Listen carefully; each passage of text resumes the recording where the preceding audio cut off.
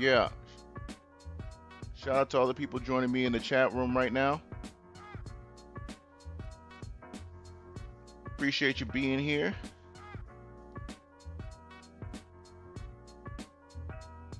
Let's keep it going, folks.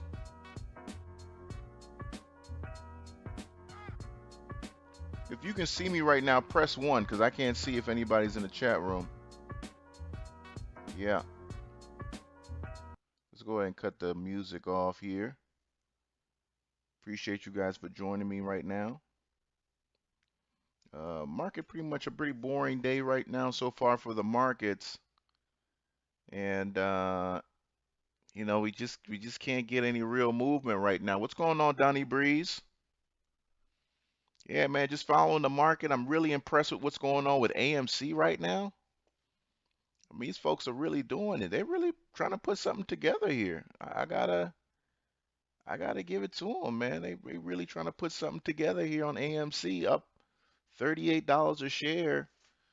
Whew, boy, them options were looking real good this morning. I looked at the options today on AMC, and I saw some of those $12, $16 calls, that were going for, less than a penny, 3, 4 weeks ago. They're looking real good right now. So, shout out to these guys who are, manipulating this market. They got AMC now at 17.5 billion at the market cap, book value less than 6. So, I mean, they really, I mean, look, they putting it together. And but okay, look at that. They running now. They trying to run now.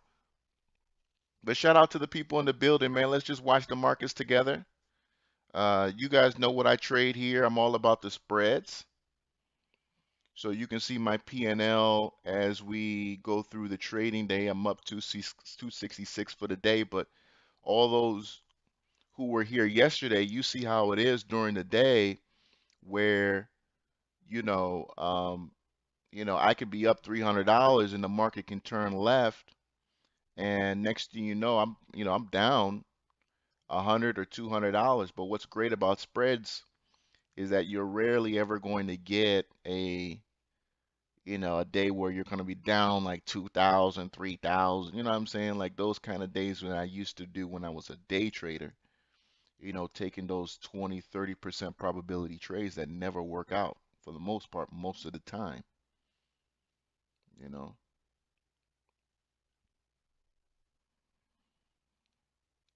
Thoughts on BTBT? Let's see how it is. I haven't checked it out for a while. I really was all about that initial run when I presented that video on BTBT when it ran from 6 to 27. I was part of that initial run and I brought it to people's attention.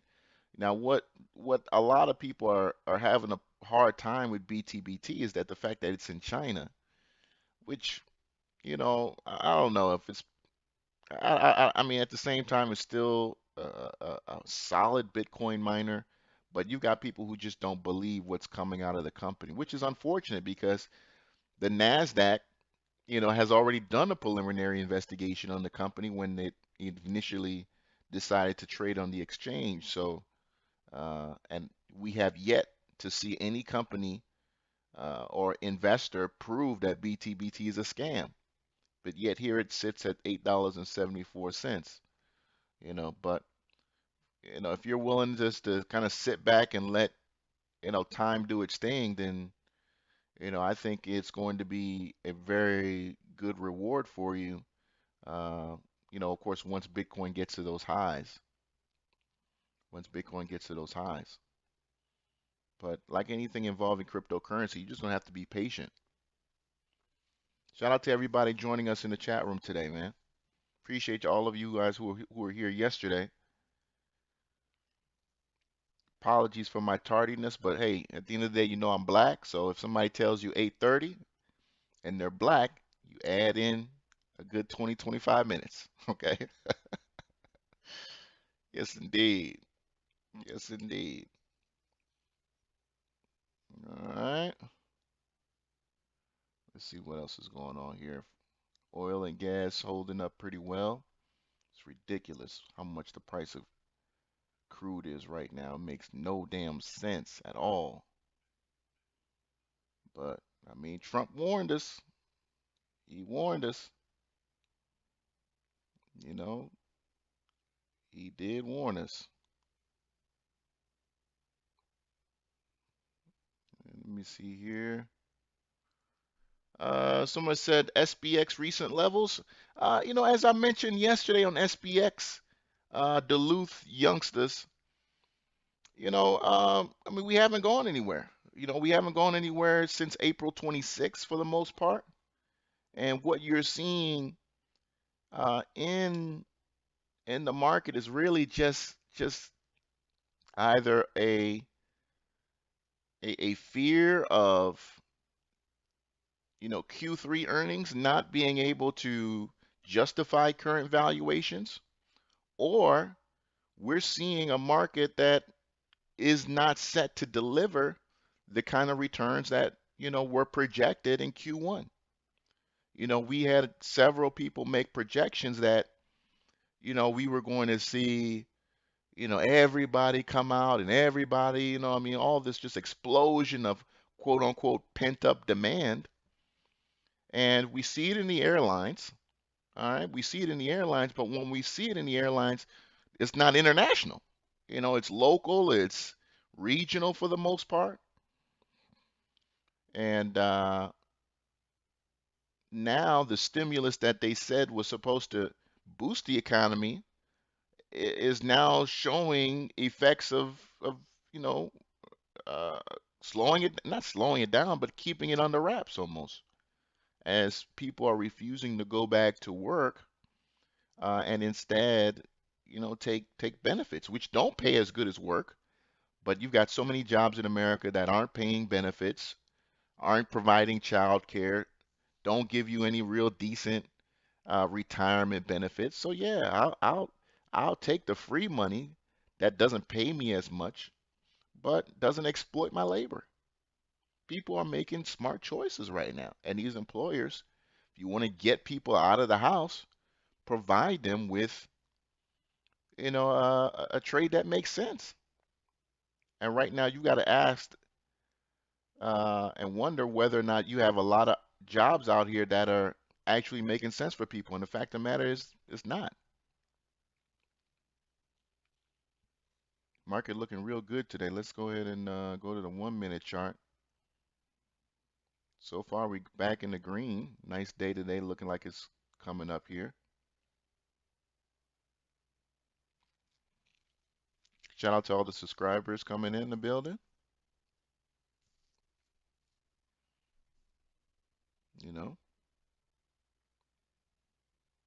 trading is a lifestyle. Oh, you're talking about neuro? What do I think about neuro?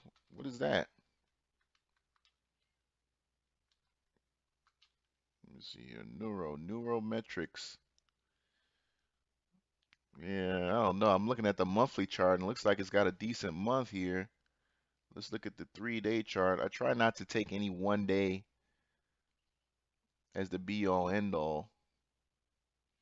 Coming out from those low RSI levels, um, I could see here it had that COVID run where you had a lot of these uh, medical supply tech, or, medical technology kind of related companies uh, get that COVID boost.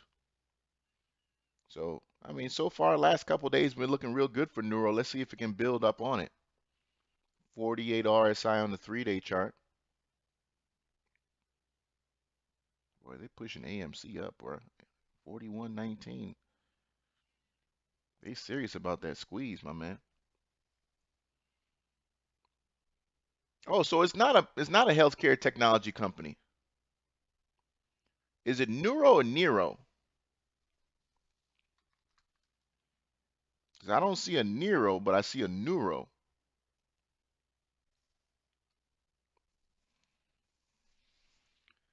Bitcoin success. I'm still very disappointed in Tesla. I still think that GM and Ford are on their ass, and I don't think the future is very bright for Tesla. And the charts speak for themselves. I mean, you saw what you know what it's been doing over the last month, month and a half, and it's very clear that competition has entered the building, and now you just can't give Tesla that that extra 10 or 20% premium because they're the only ones who are seriously in the space.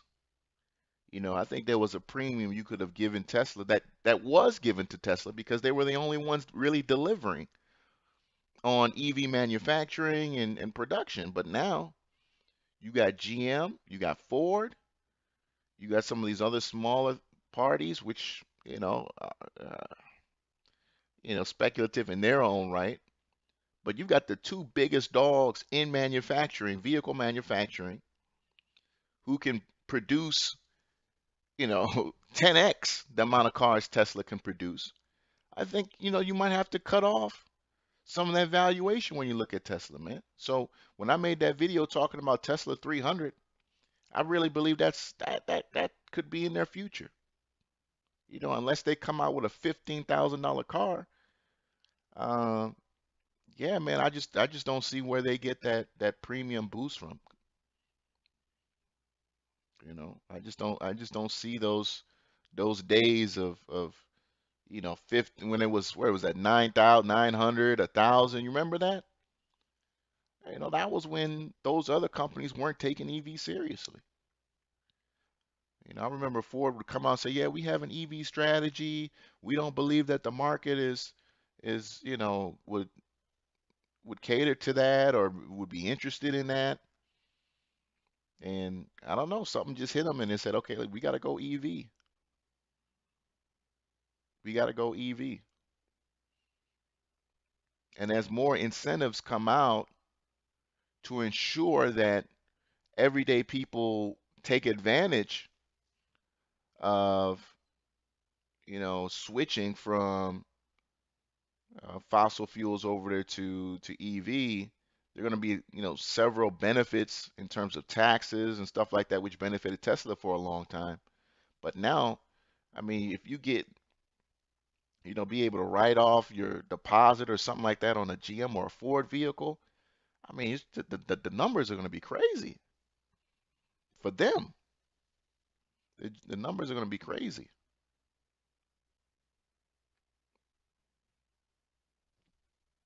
Tesla down 1.46% today.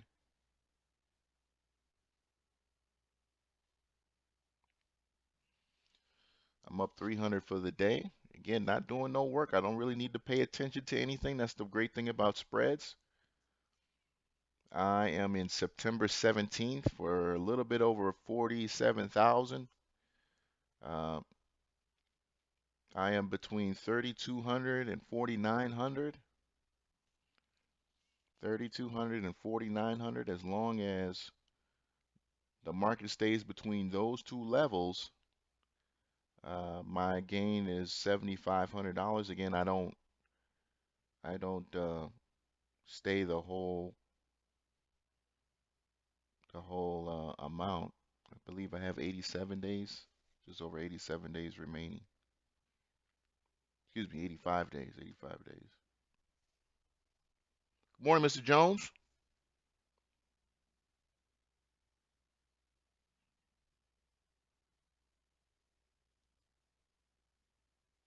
Yes, indeed.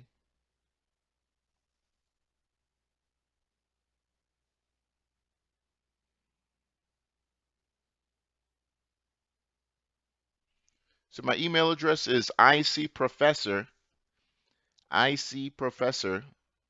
the letter I, the letter C, professor at protonmail.com. You said where I've been at? Shit, man, just chilling, bro. You know what I'm saying? When you don't need that YouTube money like that no more, man, you don't have to go so hard at it. People go hard at YouTube because they need that YouTube money.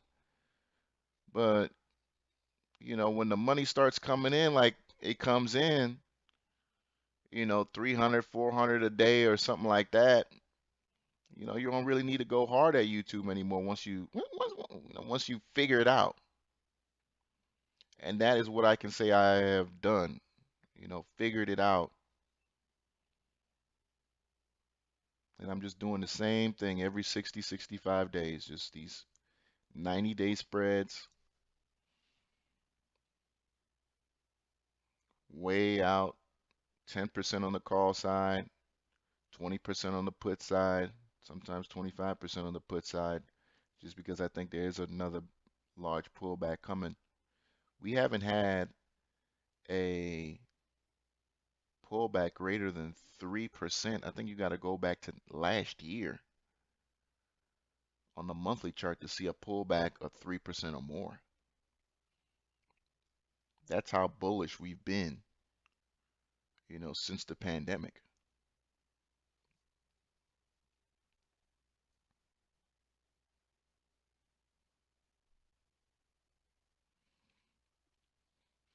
You said you needed some information about the 3%. Yeah, the 3% is basically just this. If you go back, if you go on like investing.com and you can pull up the weekly uh, results for the market, you'll quickly realize is that we haven't been plus or minus 3% on a weekly basis going back to January 31st. So if you've done an iron condor and you put 3% on each side, you won every single trade, for the week since January 31st. You have not lost a trade. You came close, but you won every single trade. So if you're one who's, put up 4%, of course, you've done well. Now, the problem with iron condors that bothers a lot of people is the risk reward ratio. And the way you circumvent that is by going further out in time. So instead of taking weekly, you go out monthly, bi-monthly or more, right? Which is what I do, which is 90 days.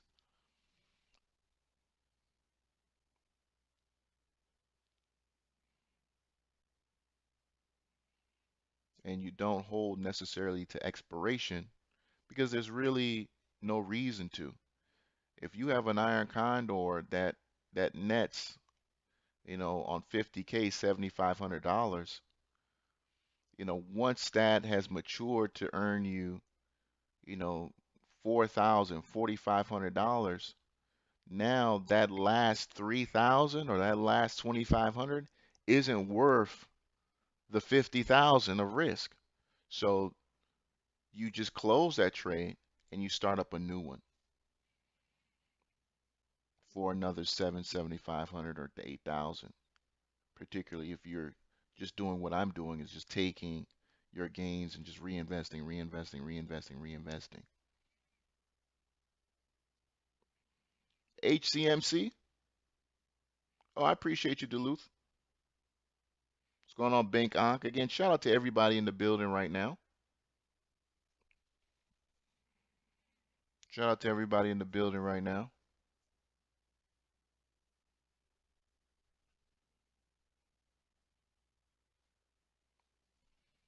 MCXO. Boy, the financials have been doing really good since November. If you guys don't know, on TradingView, you can pull up the 10-year note using the ticker TNX. As that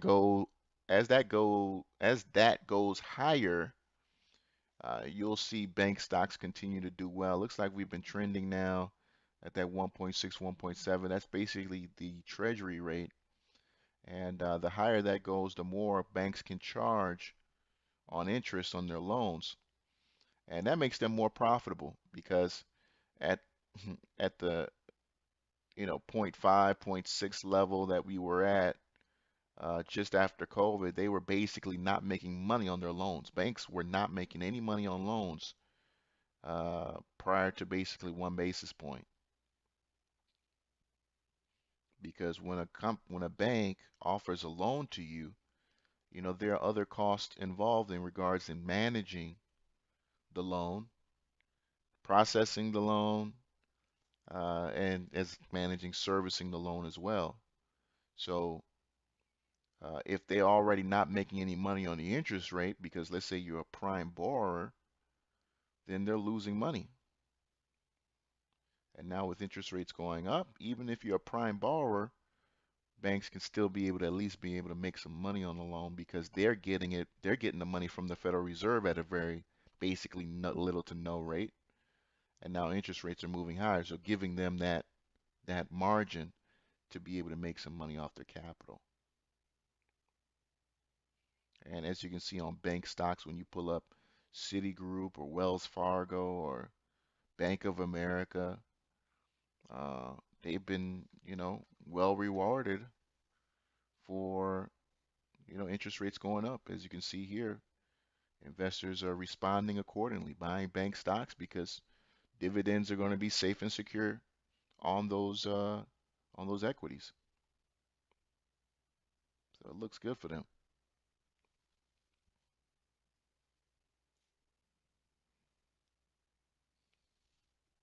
Let's take out GME real quick. GME at 253. Boy, they are really holding this up. This is just really telling of the amount of liquidity out there in the market, the amount of capital people are just willing to risk behind, AMC and GME. They really believe that there are higher prices inbound for those stocks.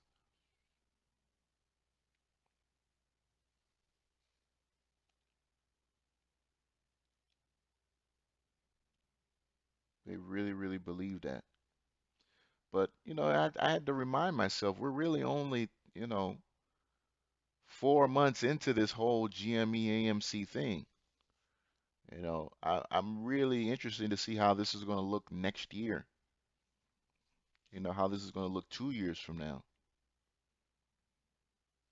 I haven't checked to see if they have any puts on there, but I know, they're not priced, you know, pretty fairly anyway as it is.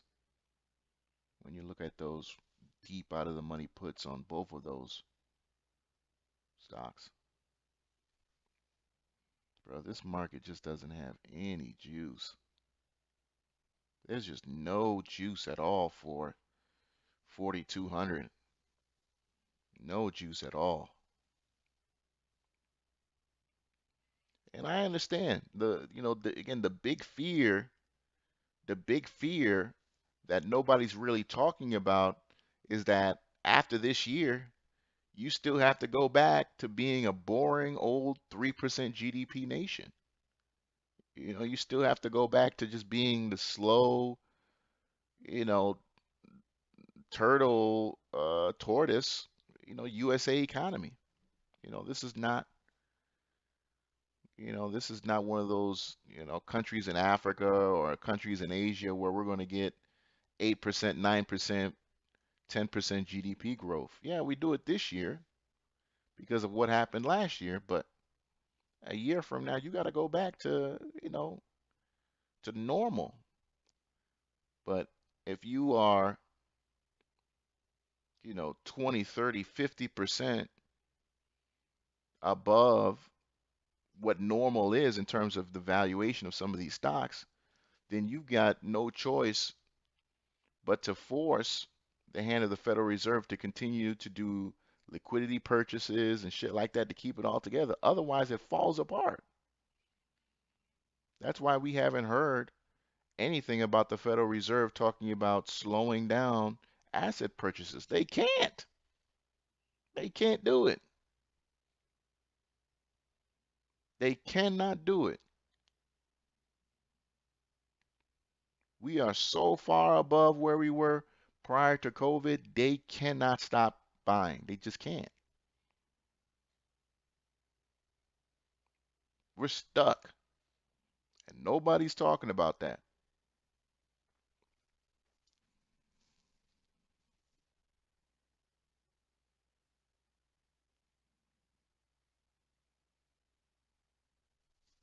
Let's see what's going on here. Futures looking real good.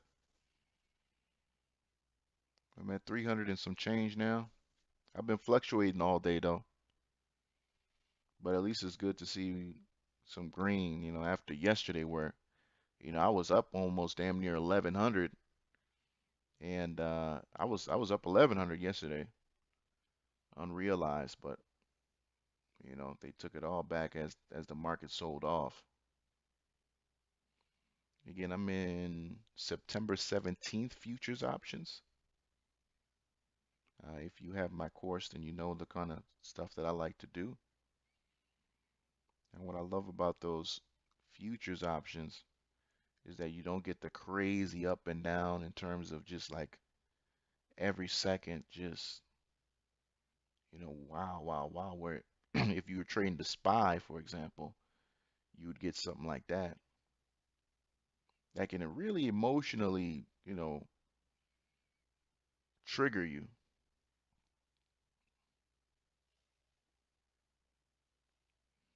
All right, let's go. Let's go up, up, up, up. Let's go. The higher up we go, the better from my position because, again, if you do a spread today, 9 times out of 10, your put side is more expensive or worth more money than your call side is. So the higher up we go, the better it is for you. Now, again, to circumvent that is that your put side has to be deep out of the money that even if we get a 6 to 7% pullback, it'll hurt you in the short term. But as long as you don't actually go past your put side, it works out in your favor. But then again, that's why it's always good to have capital on the sidelines that when you do have a massive correction or have a huge sell-off, then you just go in the market and buy a put, just to circumvent those losses that will be building. So you're banking on bank stocks? Yep. Great dividend plays, on bank stocks. Great dividend plays. I knew a gentleman that was making, anywhere between 25 to $30,000 every year just basically on dividends on bank stocks. A range because he would kind of jump between banking and REITs, but you'd be surprised how many people are earning very good yearly income based on dividends alone. Absolutely. And a nice pension and the dividends to supplement.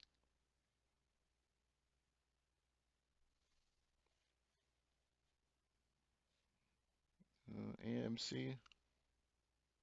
Yeah, the stock market is just an incredible vehicle that, if you get in early, even if you don't make a lot of money a year, even if you're not a 250K a year type of guy, you can, if you're disciplined and you've got a smart investment approach, you can retire with security and the safety of somebody who earned, $1 million.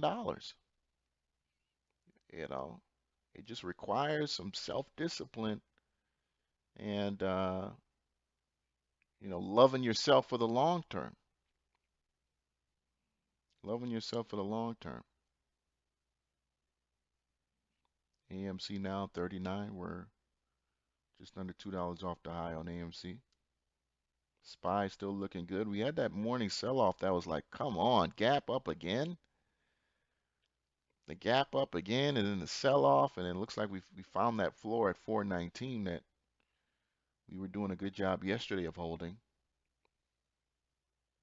Again, my spreads are still relatively new, so still sensitive, but nice gains so far today at 434 as we start to see a recovery from yesterday's down day. Or I wouldn't call it a down day, but sideways day. What's going on, Wayne Escobar? Said this is a slow lumbering giant. Yeah, absolutely, Edward. I mean, just as I was mentioning before, going back to your comments, yeah, we're that slow lumbering giant. We're a very sophisticated economy. We in America have benefited over the last 50 years immensely from immigration because, we're a country that takes, the top 5% of every nation, really. I mean, if you look at the top 5% intellectual of every nation, you know, most of them have a goal of coming to America. coming to America. So if you're the top of your class at, University of Shanghai, your job is to, your goal is to, hopefully in a field like computer science to get a job at Google, come to California and make six figures. So, America will always continue to be a beneficiary of immigration as long as we continue to get the best and brightest from all over the world. I don't doubt that the U.S. stock market will continue to be a wealth generating force unmatched anywhere in the world. Period. Period.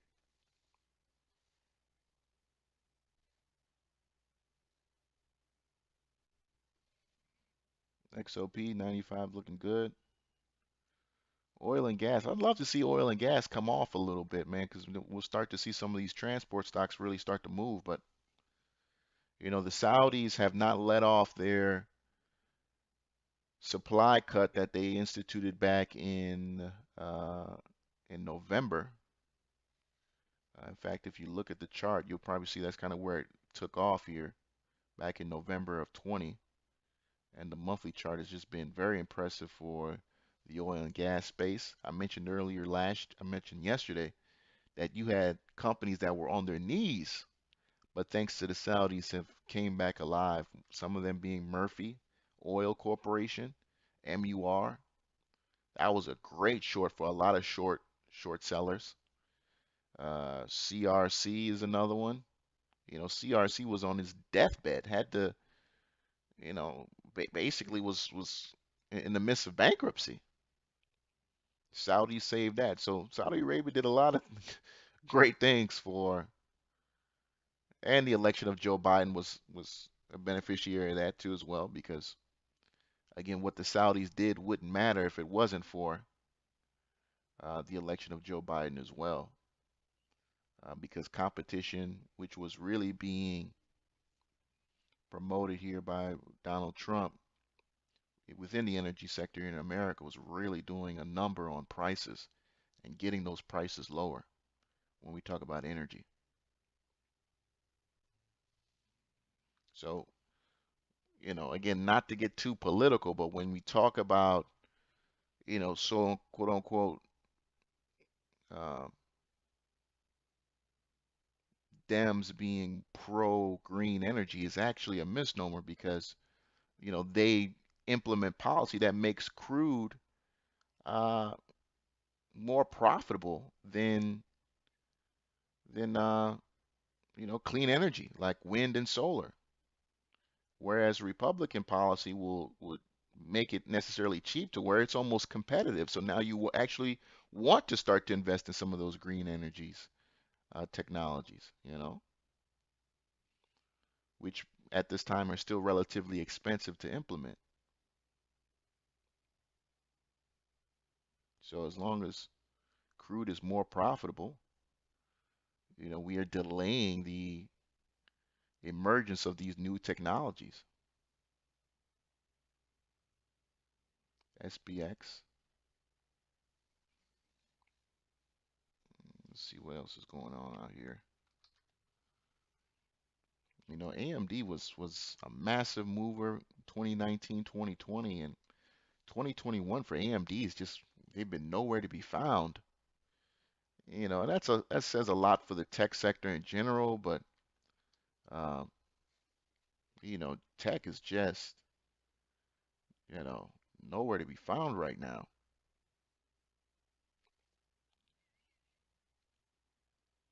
And again, I know we've pulled forward a lot of that growth, right? We pulled forward a lot of that growth due to those asset purchases.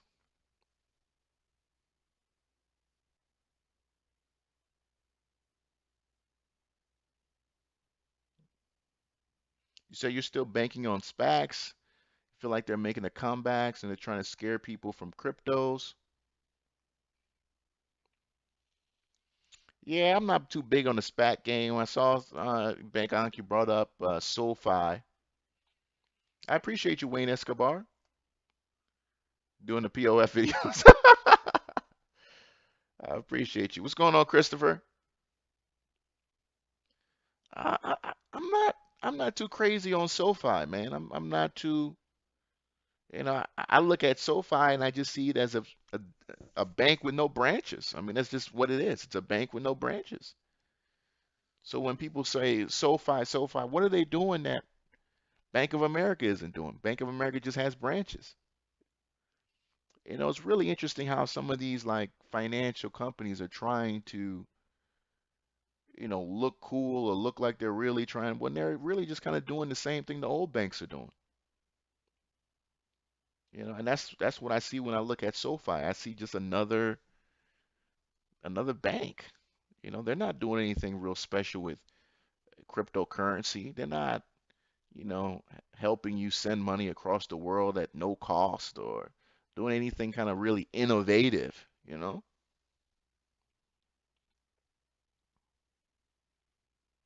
I don't see that out of them, you know.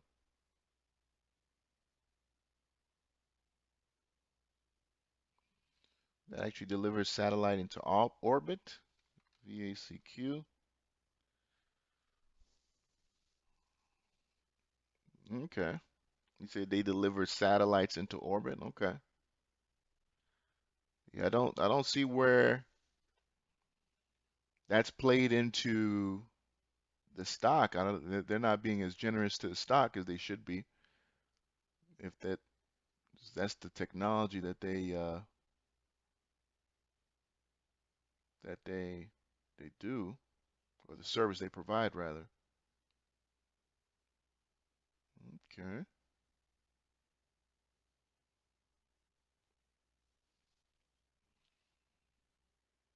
Let's see here. AMC, Bank of America.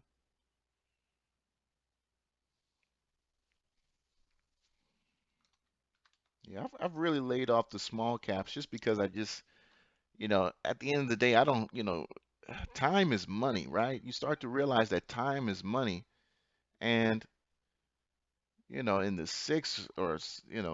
years that you got to wait for some of these stocks to move, it's just a pain in the ass. The frustration going through, particularly if you're, doing options and just watching these options expire worthless. And, I just really got tired with the small caps, to be honest with you.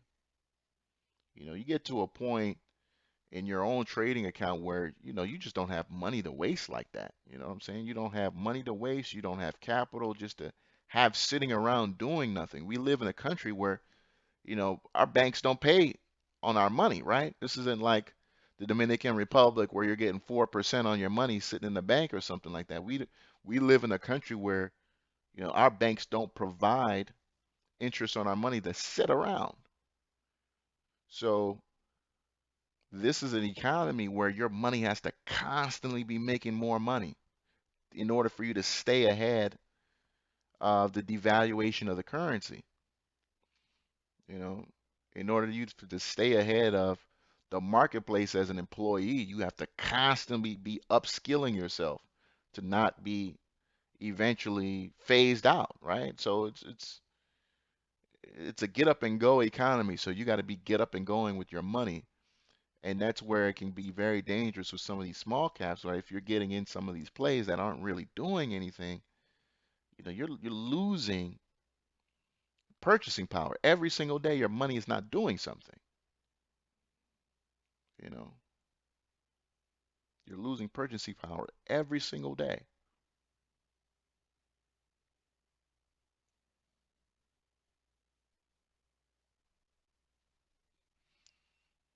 I went back home a couple weeks ago and I found a statement from my first apartment. My first apartment back in '05 in Detroit, paying $450 a month. And that was with utilities, with utilities included. That same apartment building, Googled it right now, is $1,400. You know, that was 2004, 2005. So, in less than 15 years, we're talking about a 400% increase. nearly 400% increase in the cost of rent. And so that speaks to, the increasing valuation of property, but also the devaluation of currency. The devaluation of currency.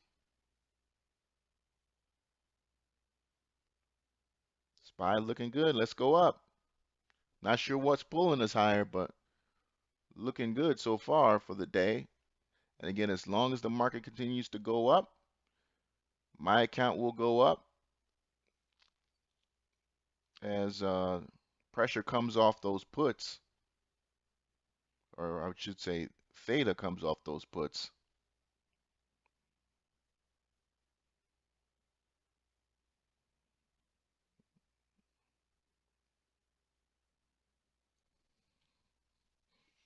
Open interest isn't too great on my options, but as the buys and sells come in, prices adjust accordingly. What's going on, MS? Are you suggesting to put money into a broker account and remove basic checking and savings? Yeah, I mean, I wouldn't have any money in basic checking and savings just because there's no, I'm sure there's got to be not necessarily, I'm trying to figure out a good vehicle, a stable vehicle, like a dividend paying vehicle that you can get yourself into instead of basic checking and savings because there's really, again, you're losing money having your money in a basic checking savings account. You're not earning any money on your money. Whereas these banks are able to split your deposit 10 ways. You deposit 10 grand in there and it's 100 grand for them. You know,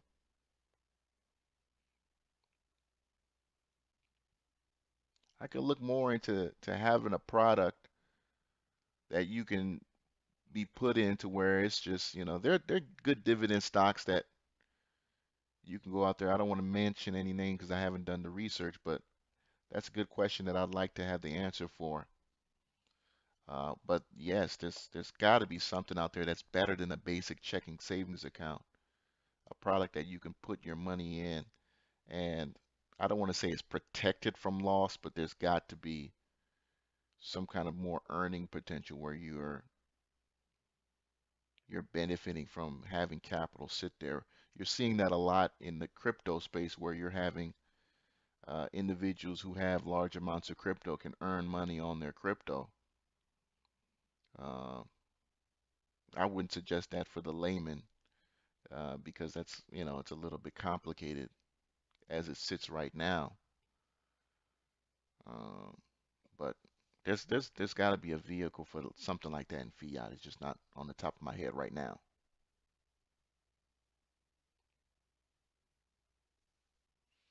Say you have 10K in a business checking. How would you move that into a vehicle? See, that's the thing. There's got to be uh, at that bank where you have the money at, right? There's got to be either like a bond or high paying bond or some kind of money market or something like if you just don't want to put it, you know, just kind of have that raw exposure to the equities. There's got to be some kind of like bond you can get yourself in that will pay you better than the interest rate that you're just getting in a basic checking account. See what I'm saying? Sometimes they're a couple months, sometimes it's a couple years. Uh, but there's got to be a product like that at the financial institution that you're keeping your money in. But in a basic checking account, basic savings, you're not. You're losing money. You're losing money.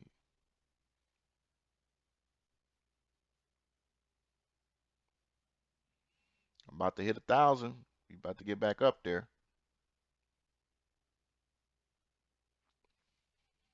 And again, as my spread matures, you'll start to see a lot more.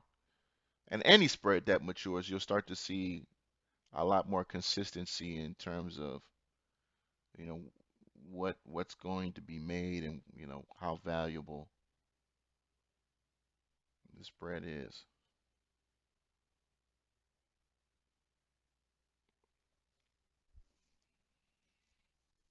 $923 unrealized so far. Okay, what else is out here right now? Nvidia. So Nvidia doing its best to keep the Qs where it's at. Nice day for Nvidia today, up 2%.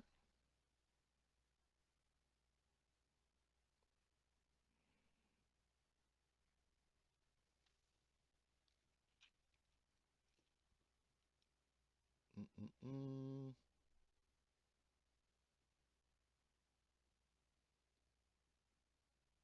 You said trade the Russell as a hedge to small caps, Stephen? Um, I don't know, I've never been a big fan of IWM, man. I've never been a fan of the Russell just because, so many of those companies are are financially challenged. So many of those companies are financially challenged. If you really do your research on a lot of those balance sheets, they're grossly indebted companies, and but obviously it's still a solid benchmark. Not something I would trade.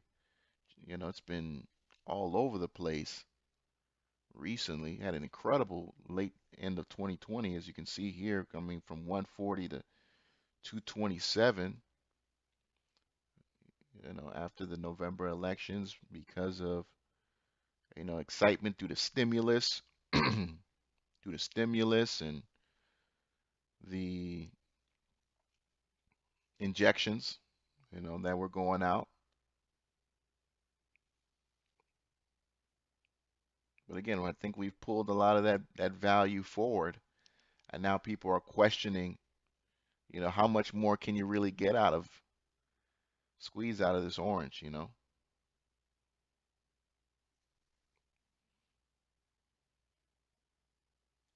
I don't doubt an impressive quarter. I mean, the numbers coming out of American Airlines and some of these other airlines are crazy, are crazy. Uh, Shout out to a new airline company that just started. It's called I think Breeze Airways out of Charleston, South Carolina. They got flights $39 from Spirit to Tampa Bay. This is a regional airline. It's a low cost carrier, and they've got sold out flights because the flights are so cheap, and it's called Breeze Airways, I believe. I want to say, yeah, I think it's Breeze Airways. But basically, they're a smaller version of Spirit. It has no middle seats, and it's just nicer planes. So you're seeing new airline companies coming out, and the more established ones doing well. So it's definitely going to be a great year for tourism. Let's see how that translates to the rest of the economy.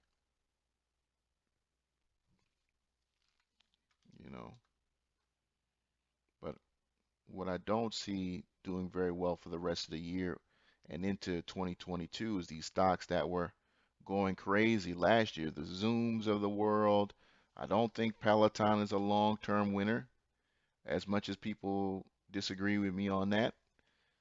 I think they had a credible 2020, but I don't see Peloton, 3 years from now, 4 years from now, being a $200 stock. I mean, at the end of the day, it's still a very expensive exercise bike with a screen where they play good music, you know. Or maybe I'm just not a fan of the experience. But if somebody has a Peloton and disagrees with me, let me know. What's so special about it? What's so special about owning a Peloton? I've heard the bike is good quality though. I have not ridden one myself, but I heard the bike is good quality and you really feel like you you get something from it.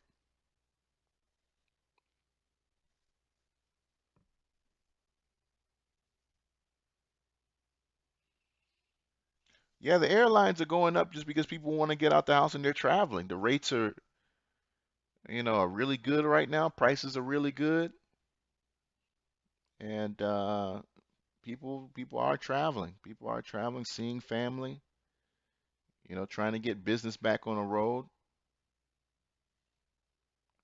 hit the road to make sales.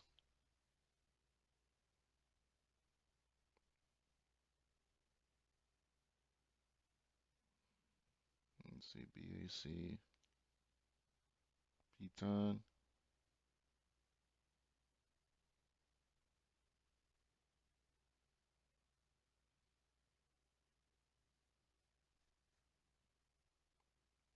Yeah, Breeze. Okay. So why is AMC going up? Well, just manipulation. That's all. Just chat rooms, Twitter, TikTok. People really us underestimating the power of social media when it comes to influencing people to, invest in particular stocks. You got people who honestly believe this thing is going to 100,000. I don't want to spend too much time on it, but you'll go on Twitter and they're like, "Yeah, man, it's going to change my life. It's going to, I'm going to retire off AMC. I'm going to, do this and do that." Don't underestimate people's ability to create fanciful ideas about, making money and what they're going to do with the money once it's made. It's kind of like when, the lottery hits, 500 million or 600 million, and people go to the lottery. They'll go to these gas stations in the middle of nowhere, buy, 100, $120 worth of tickets or more, and they'll spend the whole night dreaming about how they're going to spend the money if they win. I mean, they're really convincing themselves like, you know, oh man, if I win this money, I'm going to do this, I'm going to do this. It's the same thing. It's the same thing. They bought a ticket. That ticket is AMC, and you know they're going to continue to dream about what can happen. And so far, look, they're doing well. I mean, you bought in at 12, you bought in at 11, 10. You're up 300% on your money. I mean, it looks like the good times will never end. So I'm not hating that at all.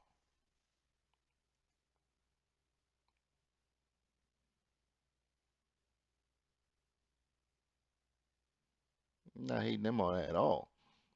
But I would ask them to seriously look at the book value of the company and look at where it's trading it right now, and ask yourself if it's you know if it's logical to continue to sit on massive amounts of gains where the company is right now in terms of its value. You know, don't be a bag holder.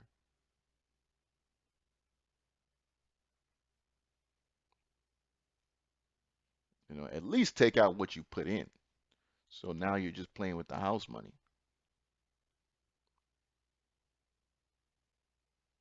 So do I ever have FOMO? I used to. I used to. But America is a FOMO country. You know what I mean? This is this country is built on that. Hey man, if you don't get in, you're gonna miss out. That's America. Hey, if you don't buy a house today, you're gonna, if you don't buy today, so that's what it's built on, man. Get in now. Get on. Come on, come on. We gotta go.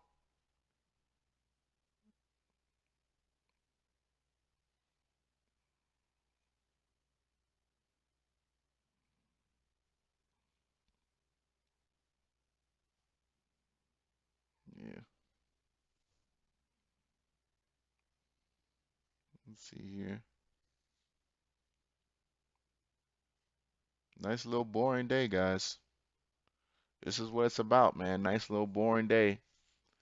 A lot of people can't do this because it's just not, I'm never the guy you're probably gonna log on to and see me up $4,000 a day or $10,000 a day. I'd love to get to that point one day. I'd love to somebody to show me how to do that at a high probability. I'm not talking about, a 2 in 10 chance. I ain't got time for that. I need, you know, I've invited guys who say they make 15 a day or 25K a day. Okay, that's fine, but show me how to do it without losing 8 out of 10 times. You know, I don't mind you making that much money, but just I don't want to lose 8 times before I win once. That's bullshit. I got time for that, man. And I used to, I spent money at this place called Online Trading Academy at, you know, part of the little, because they'll go in and take you in for a free weekend, a free Saturday seminar. If you go to, it's called Online Trading. I don't even know if they're still around, but you go in on a Saturday for their free weekend, and then they're really basically just trying to sell you for the rest of the package, and the rest of the package could be upwards of like $5,500 on certain stuff, or you can pay per class. So I took a little $500 class. I ain't gonna lie, I learned a little something out of it, but it was information that if I honestly took some time to do some research, you could find it at a library. You can find it in a book somewhere.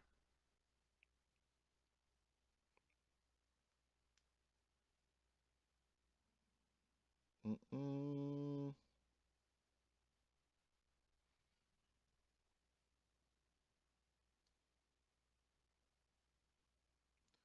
So the Zoomer way is working better than the Boomer way right now? Yeah, yeah. I mean, I get it. The Zoomers just want to, get to the money quick, but time will tell if that money's gonna last, man. I got a lot of respect for, boomers, these over 55, over 60 people, particularly people who are in that age range and financially successful because there's a significant amount of discipline there, a significant amount of personal discipline there. And I don't really see that in the younger generation. And that has probably a lot to do with the fact that they're young, but I just don't see that emotional discipline, that financial discipline. When I log on to, you know, uh, bets or whatever, I forgot what Wall Street bets, and I'm seeing people, high five and taking $20,000 losses. You know what I'm saying? High five and people who are taking $55,000 losses. I mean, they taking their grandmother's inheritance that their grandmother left for them and doing these YOLO plays. I mean, it's just, it's a lot of irresponsibility there. Okay, yeah, if you hit, it forces them to be even more careless. And go look at some of those articles that came out after the whole GME debacle when it initially started, where you have some of these guys who were 23, 24 years old who were sitting on $75,000, $80,000 bags on GME. Incredibly irresponsible, man. So when people be like, "Oh, well, we want to do it the Zoomer way, not the Boomer way." Okay, well, I mean, the Boomers built the wealth, though. Their financial responsibility and emotional discipline to wealth building is why we are enjoying what we're enjoying. It was Boomer money that built up Google. It was Boomer money that built up Twitter and built up some of the things that we're enjoying right now. They had to go get that capital from somewhere. And that more than likely was somebody over 65 who had a shitload of money sitting around. You know what I'm saying? So, I don't know.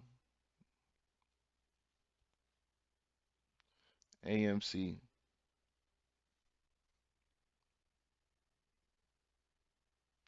said multi-level marketing is a Ponzi scheme. Yeah, yeah, multi-level marketing is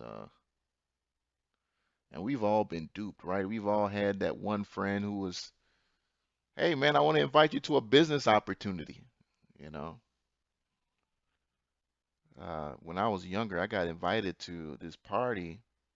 It wasn't even a party. He basically told me like, "Hey, are you into, He knew I was into real estate and I really wanted to invest in real estate. I didn't really have money at the time. It was that whole wholesaling thing was really big. Uh, there was a guy by the name of Carlton Sheets, and he had this like no money down program or whatever. This is like 0203. So I'm like, okay, yeah, I want to learn no money down and all of that crap. So he invites me to this party or this get together where they're going to discuss real estate. I'm like, oh, I'm excited because I'm like, oh, I'm about to learn something. Come to find out, it was like a informational party for a company called Primerica. I'm like, the fuck does this have to do with real estate? I was pissed. I was pissed off. I mean, I got dressed up and everything, and and this guy's trying to get me to become a member of Primerica and sell like whatever the hell they were doing. I don't know if it was insurance. I don't even remember what it was.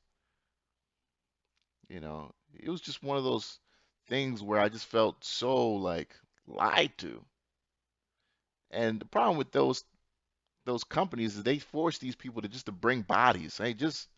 Hey, write down all the names of the people you know and bring them, and it's just like a numbers game for them. They just and of course he's not even involved in it now, and he's into something else. But those companies are just piranhas, just piranhas. Hey man, I got a business opportunity for you. Oh my God. And I like to hear it because sometimes you never know. I mean, you never know what could be about, but once you realize it's multi-level marketing, it's just sign this many people and you know. Now there was one that I got somewhat interested in.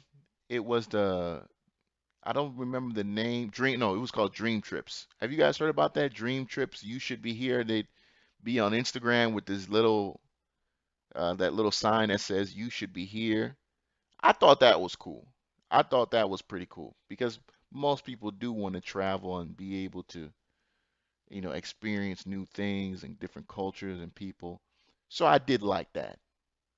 I don't know if there's the dream trip still even exists or not. Last time I paid attention to it was like, before the pandemic. But I did like what they had going on.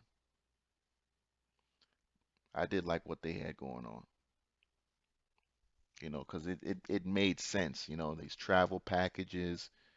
They're not overly expensive or really less than like $1,000, really less than $1,000. And you can go on these like 5 nights, 7 nights, and all you had to do was you pay for the vacation package and then you get your own flight. And there are ways you can finesse the flight, whether it be points or some other ways like that. Said you should be here, bullcrap. No, it's a pretty good deal when you look into it. It actually was a pretty good deal.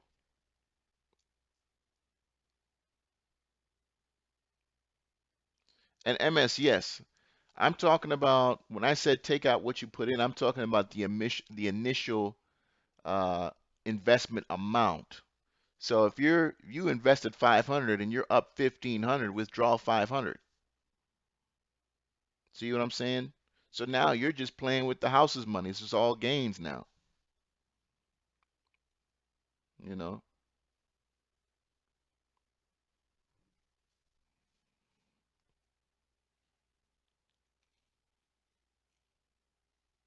we got a nice little day going on for us here.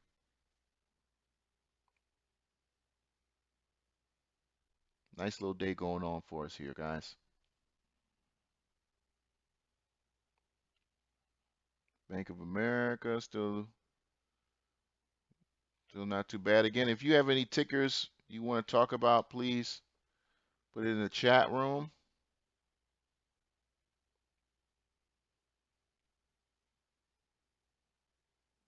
Please put it in the chat room. I'm surprised CSX isn't getting hit by some of these allegations we're hearing about migrant children jumping on their trains. Uh, and using train routes to move through the country. I mean, that's always been going on, but now the migrant crisis is, the overground railroad, moving people through these trains across the country. I don't know if you guys heard recently, but the FBI has removed the background check requirement for individuals who are hosting facilities for migrant children. I forgot to print it out. I wanted to talk about it extensively today. I'll just go off what I remember. And what's going on is that you got people, older men, who are, setting up these housing facilities and showing up at DHS like, hey, I can host kids, and they've got the little permit that you got to go and get. And because the background checks were quote unquote taking too long, now there's no background check at all. You can just set up a hosting facility, go in there and pick up a bunch of migrant kids and walk out. It's what happening. It's literally that's exactly what's happening. You can look up some of these YouTube videos where they just got these old geezer looking guys who are walking out with young Mexican children. Some of them, they don't know where these kids are going. Some of them, these facilities, again, you don't have to do any background check to set up these facilities now. And Google it. You know, let me see if I can uh, pull that up here.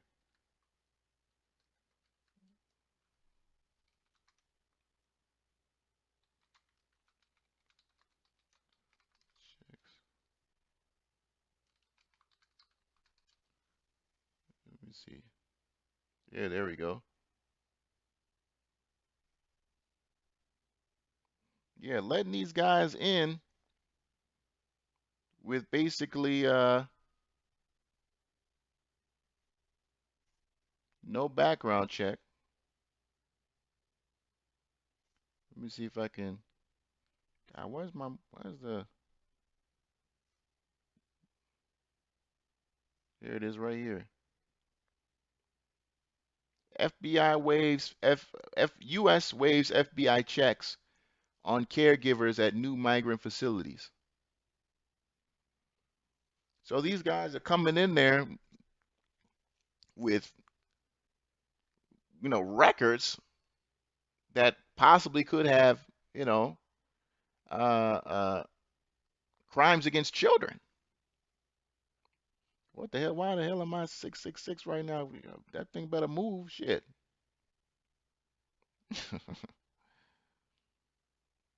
Let's go. Market you was trying to do something. But yeah, U.S. waives FBI. So yeah, they're letting these perverts in here to pick up these kids. You can look that article up. You can look up that article. You know.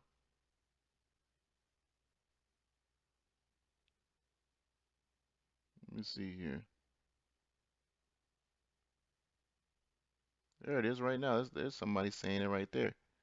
That's placing the children under the care of HHS in the path potentially of a sex offender. They are putting these children in a position of becoming, let me show you, the potential of becoming potential victims. You know, they know exactly what's going on, man. Again, it's all intentional. It's all that Jeffrey Epstein lifestyle that a lot of these guys in politics like to pursue. Failure to check fingerprints of frontline faculty staff exposes vulnerable children, migrant children, to significant danger of physical and sexual abuse. And again, it's all intentional, you know, all intentional, guys. Biden administration has 18,000 children and teenagers under its custody. 18,000 children, a figure that has risen almost daily over the last several weeks. While Biden continues to expel more adults and many families crossing the border, He has declined to reinstate expulsions of unaccompanied immigrant children.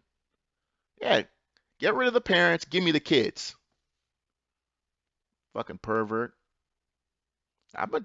Look, I don't like to get political on here, but I keep telling you guys about Joe Biden. There are dozens of videos about him sniffing girls' necks and stuff like that. Get rid of the parents, give me the kids. Mm-mm-mm. Lord Jesus. Lord Jesus. What else? Mm-mm-mm.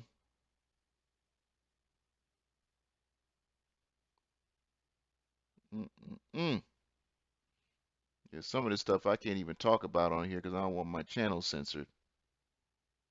But I mean, look, this again is that Jeffrey Epstein lifestyle, man. That Jeffrey Epstein lifestyle, guys. That's what they like.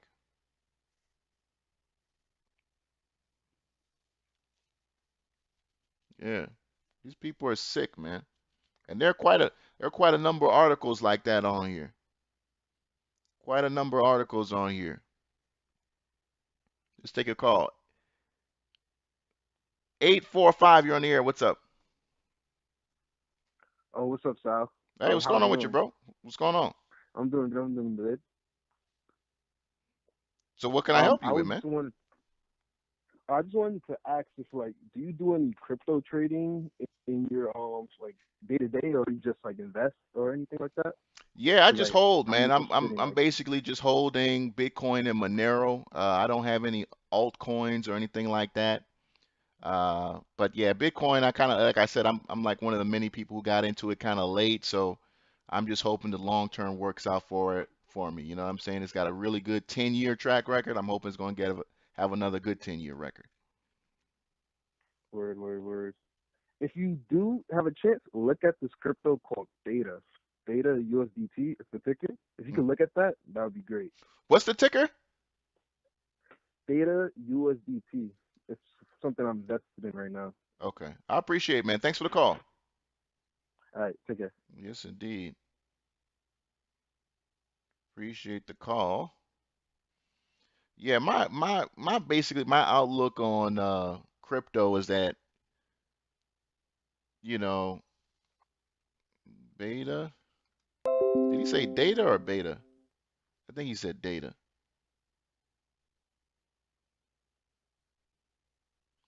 My outlook on crypto is basically just, look, if the last 10 years were good, then the next 10 years I hope are going to be good, and I'm just going to win on the long term, you know. I'm just going to use the long term.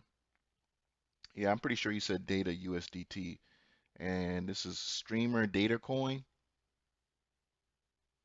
and it's based off that tether is at 8 cents right now, up 3 cents.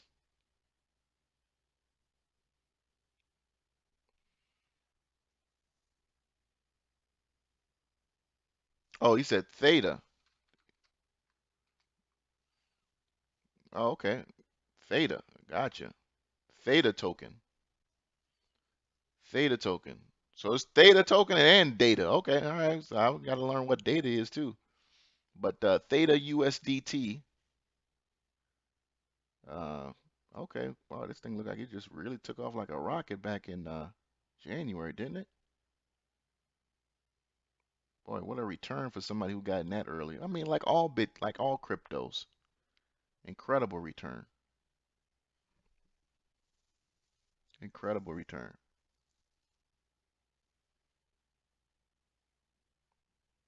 You know. But these pullbacks are a monster, man. Like just having to deal with that. You really gotta have to accept, these pullbacks. You really gotta accept these pullbacks, man, that just, 50% pullback. I mean, we had a 50%, right? 50% pullback in crypto and Bitcoin. And worse in some of these other altcoins, 70, 85% in some of them, you know. But I'm not even gonna lie, I was getting a little bit of, getting a little bit of jealous of that what was going on in Doge. I mentioned that a little bit yesterday where, for the first time ever in my life, I heard somebody, I saw somebody come into my comments on Instagram and he said, "Fuck stocks, this crypto money is better." That's the first time I ever had that. I've never heard anybody say, "Fuck stocks." And it was that week where, you could drop $1,000 in Doge and like 2 days later you'd be up another 300, $400. And it was those like couple of days where I honestly was like, "Fuck, am I in the wrong line? Am I talking about the wrong thing here?" You know, there was like 2 weeks there where you were just baking gains on Doge. It was like good 2 weeks, man. You drop anything in there and it was just, the next day or 2 days later, you know, it was just something else. Let's check on the SPY. Yeah, we're off our highs on the SPY, but so far still looking good. You know, off our highs, but we're still looking good.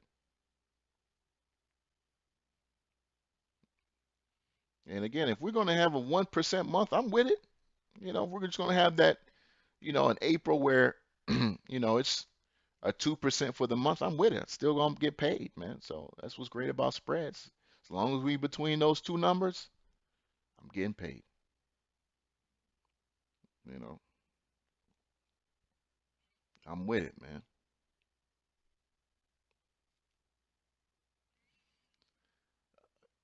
He said, what was your thoughts when he said fuck stocks? Well, I mean, yeah, I was like, damn, I was, as I said, I was just like, am I in the wrong thing? I mean, I've been talking about stocks, I've been pursuing, this, because again, I did the math. I had somebody show me what it looks like if you invest X amount of dollars over a certain amount of time, you're almost guaranteed to become a multimillionaire. Guaranteed. You know, of course, if we continue to, generate the kind of returns that we have been doing so, but uh, that's why I use spreads. I don't want to depend on the market being up 8% a year, 10% a year. I'll just go ahead and get my percentage my way. But the math is clear, right? The math is clear that over a certain period of time, you invest a certain amount of capital and you're disciplined and you reinvest, you will become a millionaire, right? No matter how badly you start out. There's literally the US government literally has a calculator on a government website to show you how to become a millionaire. But now with cryptocurrency, you have people who in basically a year or 2 years have become immensely wealthy or immensely rich investing in these coins. And yeah, it puts a dent on your belief system and like, God damn, am I doing something wrong? Like, where was I at 2010? Where was I at 2011, 2014 on some of these altcoins, right? Like a Litecoin or, like, damn, where were you at? Why didn't you have the social circle to make it happen that you can get yourself involved in some of this stuff, you know? And when he said that, that's when it hit me again. Like, God damn, like fuck, But I'm happy with where I'm at for my age. I'm happy with what I'm doing, and I just gotta stay disciplined, That yeah, when I have the money, I'll have, a lot more gray hair. I saw a couple gray hairs the other day, like up at the top, like, oh Lord. But I'm okay with that. I'm okay with that. I'm okay with that. You know. I'm okay with it.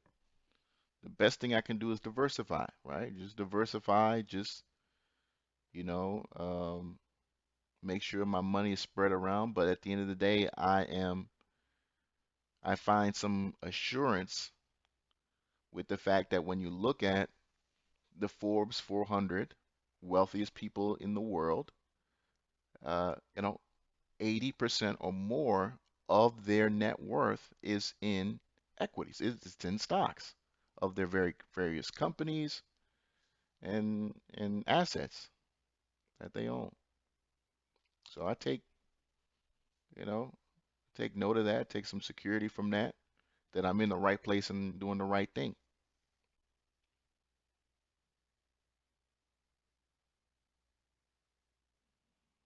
You said they're not lying. Well, we'll see. We'll see long term.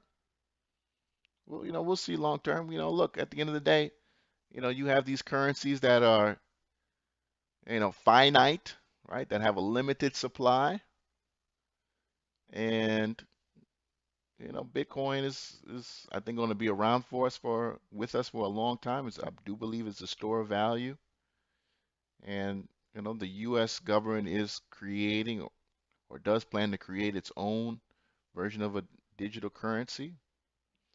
But even if the government does do that, you can print currency, but you can't print value. That's the thing about money. You can print all the money you want, but you cannot print value. That's what people in Zimbabwe learn. That's what people in Colombia and Venezuela and all these other countries that have had, runs and currency collapses have learned. Nobody cares that you print money.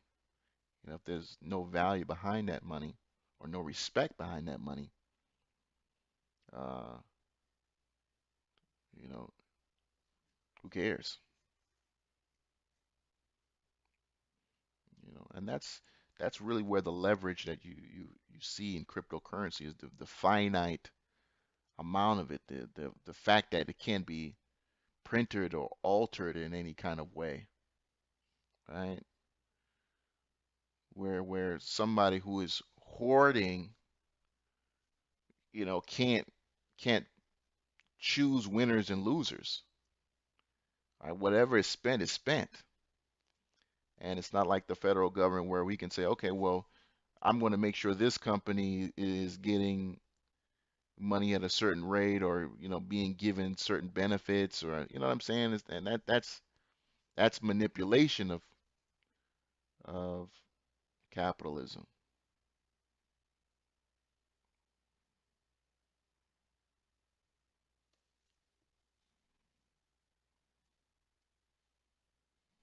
Let me see here. It says stocks are moving to crypto. Well, I think stocks are moving onto the blockchain, if that's what you mean. I can see stocks moving onto the blockchain.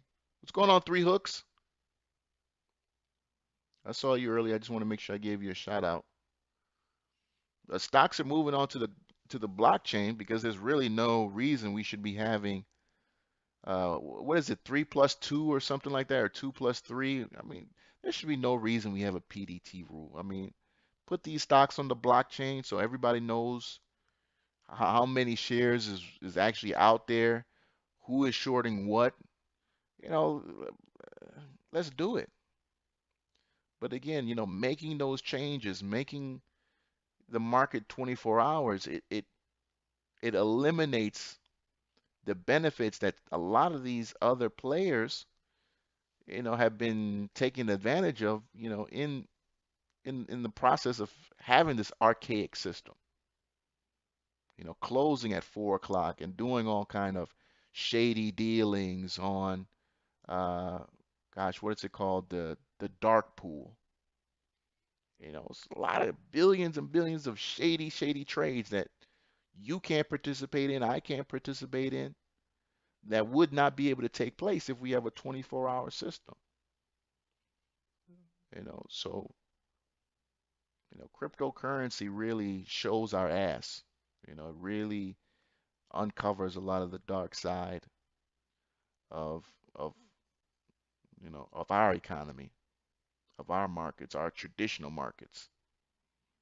And you got a lot of people who don't want to lose, man, who don't want to see those gains go away.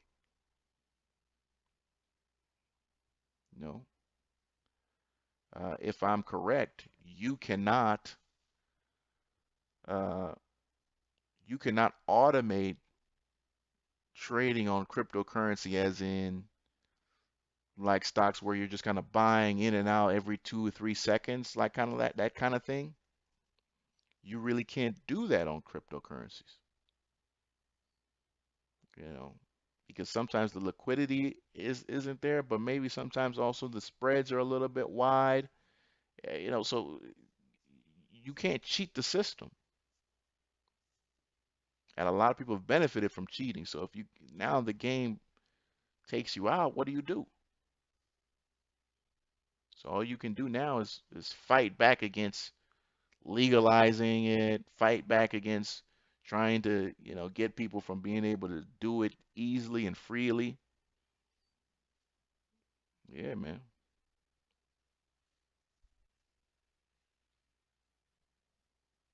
Zerker, you said you probably can. Okay, you can, but only on a centralized exchange. Okay. MS, you said why did I keep saying SPY and SPX? Uh, the SPY is a exchange traded fund, which is based off the Standard and Poor's 500 index, or the 500, not necessarily most valuable companies, but largest companies on the exchange. So the SPY is a product called an exchange traded fund where in one share of stock, you get access to all of those. Whereas the SPX is traded on another exchange called the Chicago Board of Equities, where it is 10 times larger than the SPY, but pretty much is the same thing. But instead, you don't get direct access to all the 500 companies in owning one share of SPX. You just kind of get access to a product that trades like the S&P 500. I hope I explained it well. So in SPY, you get a dividend, you get actual exposure to these 500 companies. In SPX, it's 10 times larger, and you don't get any dividends, and you don't necessarily get direct exposure to those 500 companies. So that's why SPX will move somewhat slower than um, the SPY.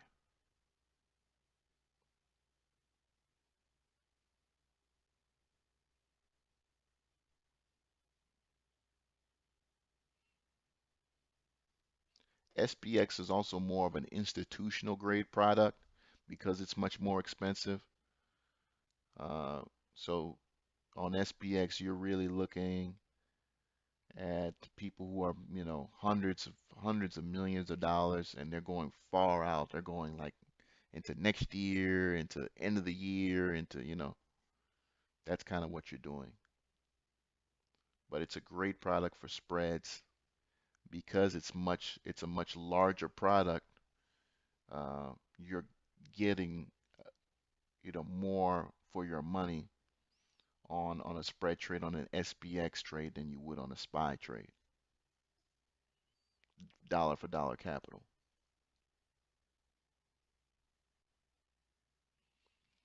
Bella J, you said you bought out of the money calls for 500. What's the catalyst? What's the catalyst, Jay?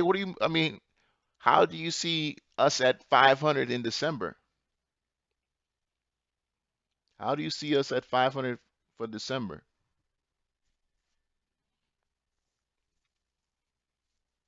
Boy, that's a move, man.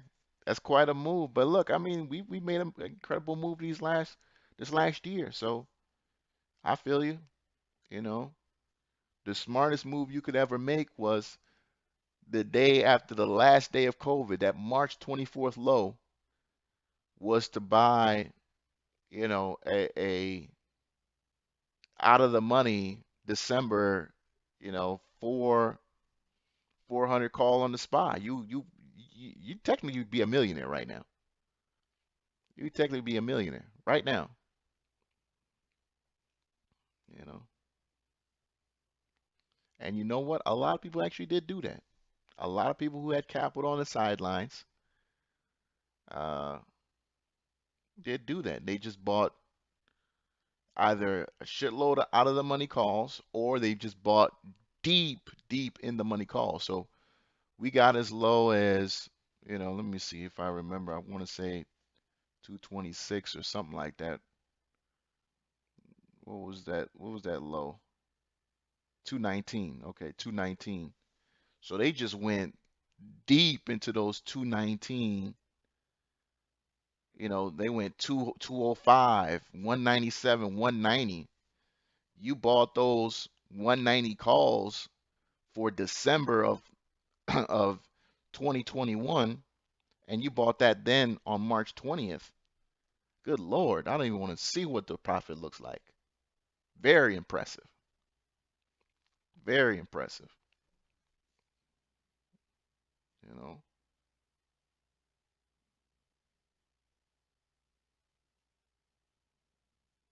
one thing that COVID did teach me that there's no better opportunity to invest in a crash. There is no better opportunity. I mean, a 20%, 30% correction, you should be smiling all the way to your desktop to put more money in. That's what I learned. You know, after, as I told you guys yesterday, I spent 2 days crying because at the time I was doing 7% iron condors. I was doing these 7%, like, oh, okay, the market would never crash 7%. And then you wake up and, down four, then went down another six. So, but I learned that. I definitely learned that this past year for sure. For sure, for sure, for sure. So you're buying leaps going into March of next year for February 500, 532. Okay.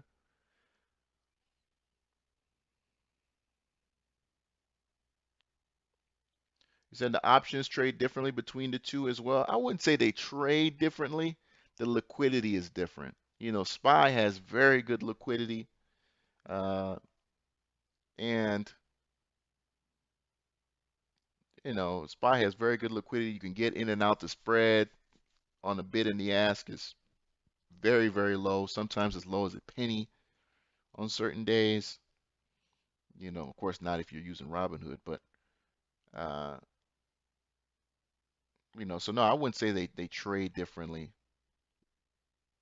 but your return on capital just seems a bit bigger, or is actually bigger. No, let me just be honest, is bigger on an SBX. But then again, your losses are bigger too, right? Because it's 10x the size of the SPY.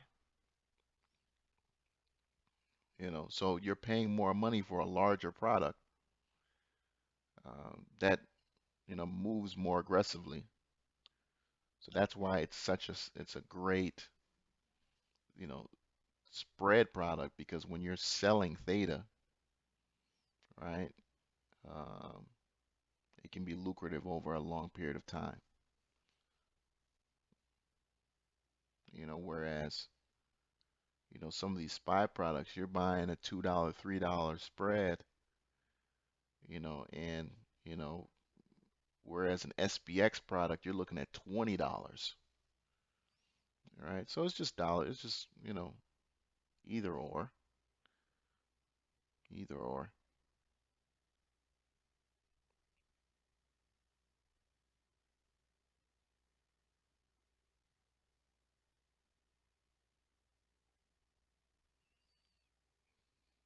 Trying to go, trying to get some profit, even if it goes halfway. Bella, that makes sense. That makes sense what you're doing. You know, the problem with out of the money options is that, when you buy out of the money options, you need the market to continually go up, right? You need the market to continually go up.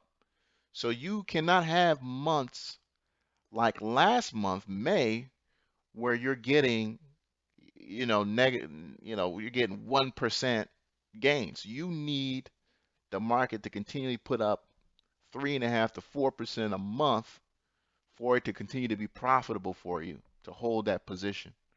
Otherwise, you're losing money as the value of that option goes lower and lower as the probability of reaching 500 or 530 uh, gets better or gets worse. You know.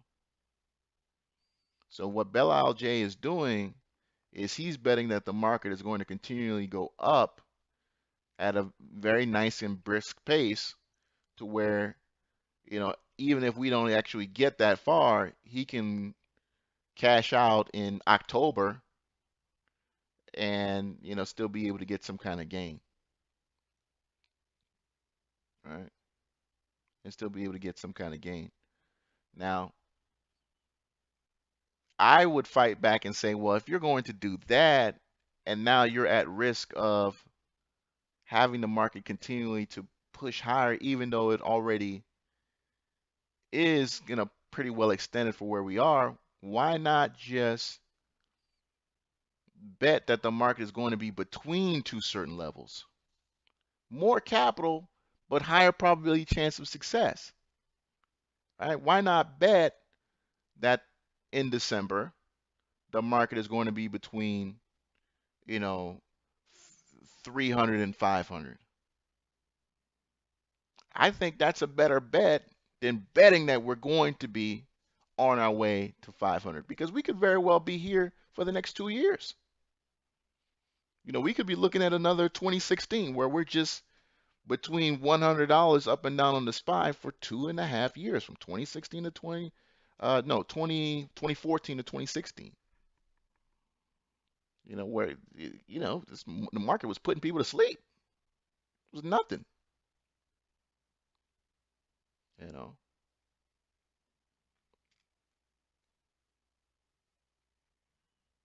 So MS, you said,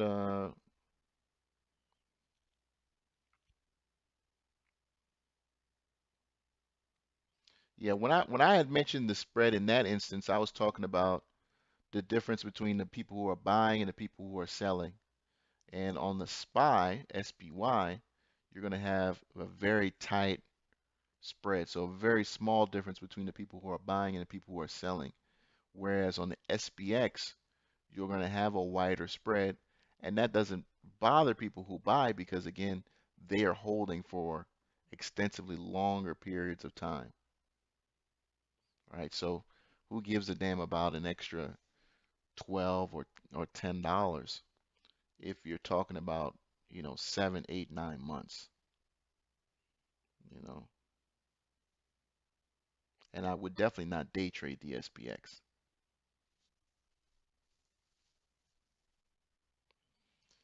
Donnie Breeze. So, what are your thoughts on buying leaps? Well, you better have extensive confidence in cryptocurrencies being higher than where they are right now. You know, than where they are right now. You're gonna have to have that belief.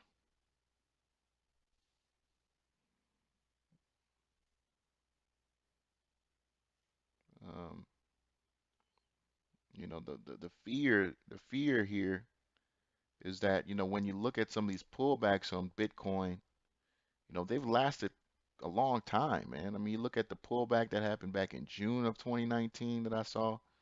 I looked at this chart the other day. These pullbacks in crypto, when they happen, man, they tend to stick around for a very long time. It's not just like 1 month and it's over. I mean, you look at the 2018 pullback, you look at the 2019 pullback, damn near a year, damn near a year. So, I would want somebody to tell me what's different this time around. Where if you go with a leap, obviously, you know, you're going to be trusting that Bitcoin's going to jump. and not take as long as it did these previous pullbacks, you know. Because if Bitcoin sits around at this level, those stocks are going to sit around at this level.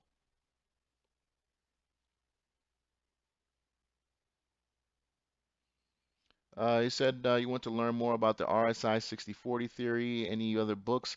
No, that's the only. That was really the only book. RSI the Guide uh, was really the only book that teaches that method. You know, that's really the only book. He also wrote a paper and then he disappeared. I've not been able to find. I've been wanting to get him on on my podcast, get him on my show in any kind of way, just because I think his method is brilliant and more people should know about it. But this guy just disappeared in like 2007, so I'm thinking he died because I can't find anything about him after that time. But that's really the only book on the strategy out there. So I just make sure I have a PDF copy of that book and I share it with people. And what I did for a long time have that online library. I think about bringing it back, but we'll see.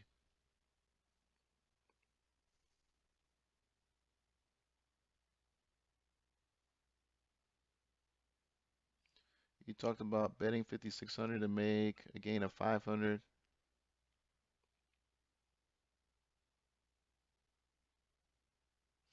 Yeah, MS. Well, here's the thing.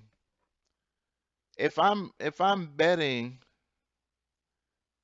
5,600 to make 500 at 90% probability, right? I'll do that. I'll do that.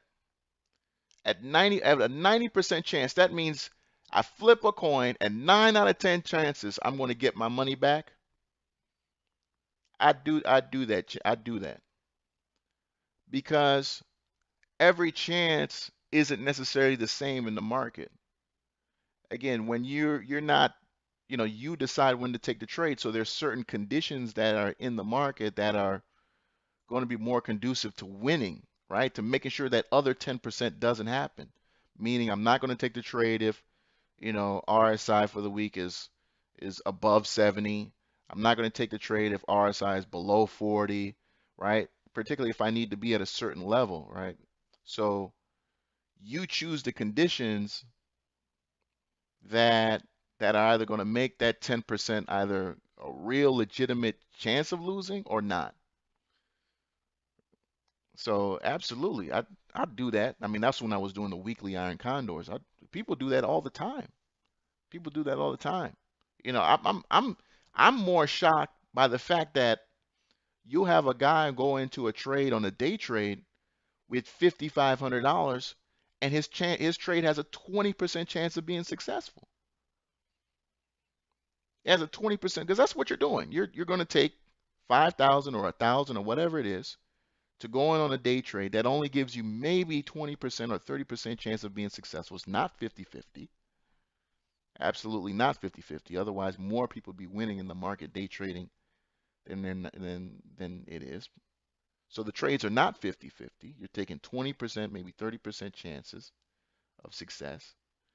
So yeah, I would take trades that offer me 90% or more probability of success.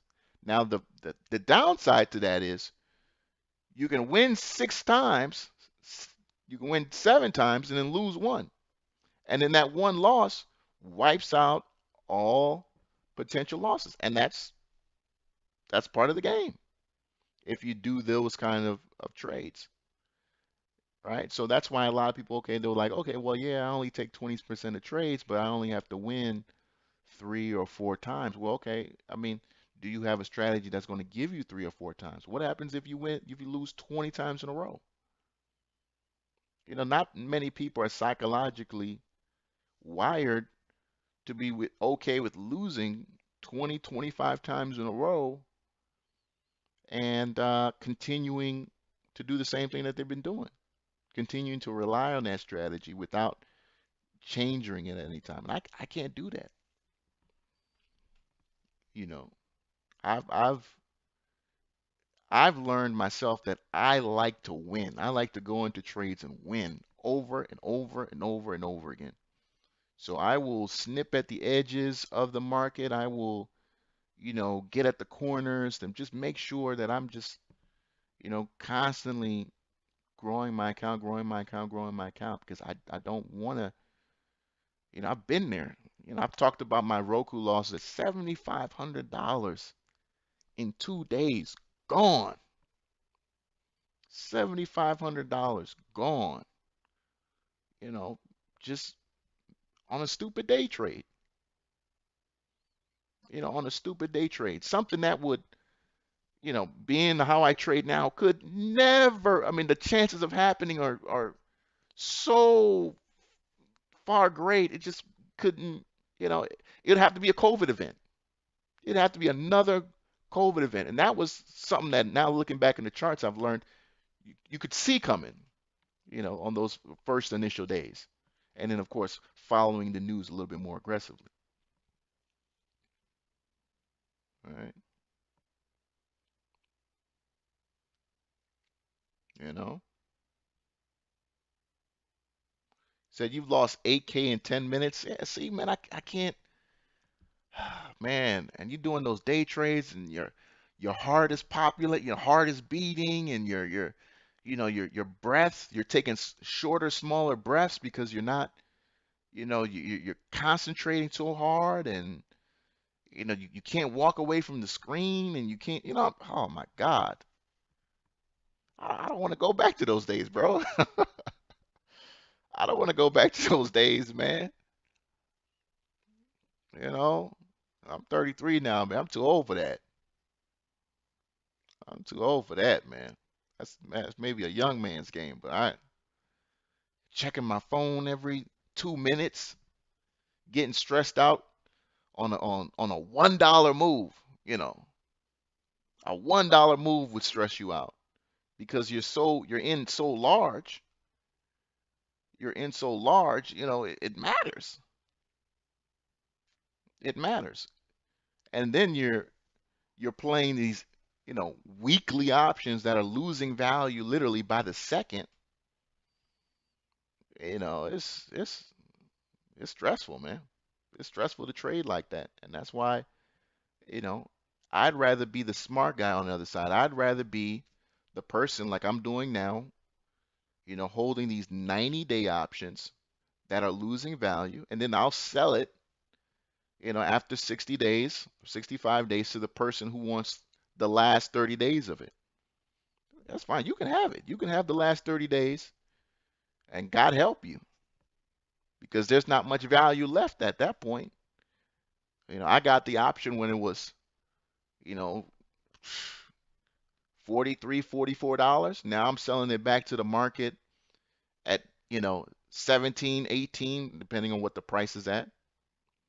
So I've taken in all of that data. Now you're fighting the last 30 days, hoping the market continues to go higher or go lower, whichever, whether it be a put or a call. So I feel like I'm investing like the institutions invest. And I feel like that's the winning way. That's why you look at these banks. If you read these bank statements, results, their trading desk never, ever, ever loses money. You will never find a bank that has lost money on their institutional trading desk. Why? Because banks, you know, sell options. Banks sell options. They also buy deep out of the money options. Who's holding, who's holding 10,000 contracts of SPX 3000? That's an institution at that level. Who's buying those deep out of the money puts at SPX, 1500? That's an institution at that price level. They are there in case shit goes left. They still make money. They still make money. So let me use the capital that I have to trade just like them on my level. You know? Yeah, son Yoda, I can see if I can get you that link. Um, RSI, the guide for John Hayden. Let me see, is this the book right here? Yep, here it is. Okay. Here's the book right here, RSI, the guide.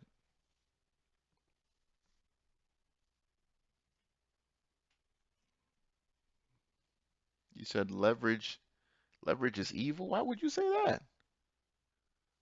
Why would you say leverage is evil? When you buy a home, that's leverage. You don't put up the $250,000 when you buy a home. You put up a percentage of that, 10 grand, 20 grand. The bank puts up all most of 90%, 80% of the risk, right? If you're a veteran, thank you for your service. The government puts up 100% of the risk. Leverage is the basis for our economy. You know, America wouldn't be what it is if it wasn't for leverage. If you had to put up 100% of every investment you make, you know, certain risk wouldn't be worth it.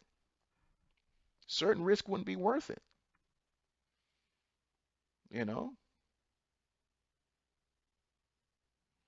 You need leverage. America learned in the 1920s about responsible leverage.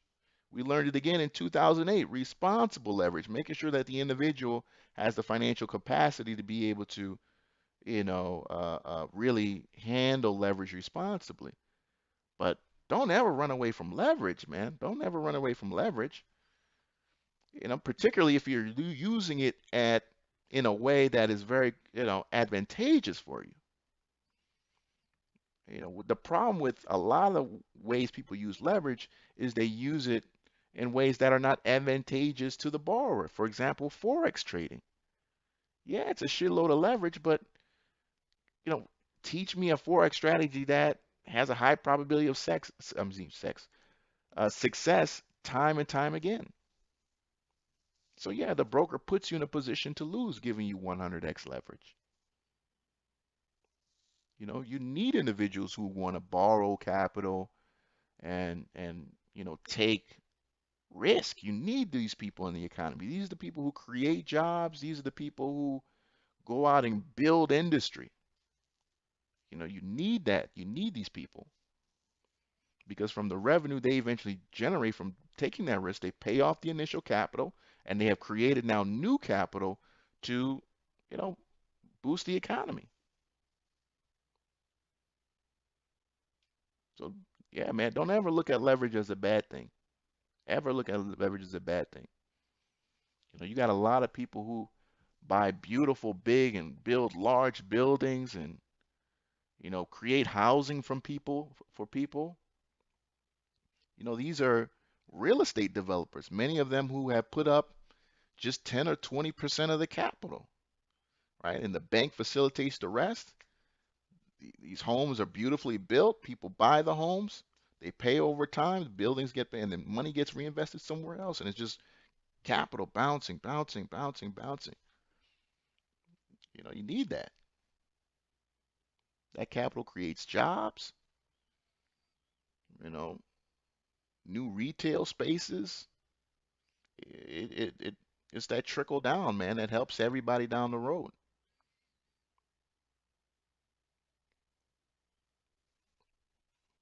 You know, without leverage, we go back to the days of landlords, as in, you know, King George and whatnot, where, you were basically had to work the land and you didn't even own the space where you sleep. You know, we don't want to go back to that.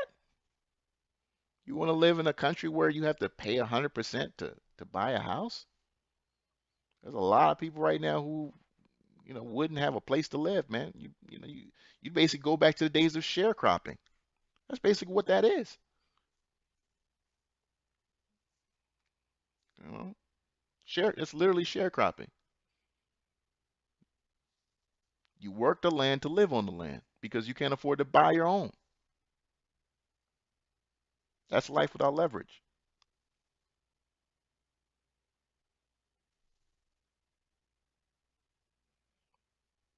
You said unfettered there you go. Unfettered leverage. Okay, go. There we go. I'm glad you see my point.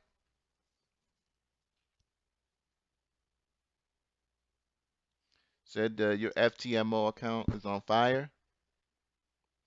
You're long swinging the USD JPY.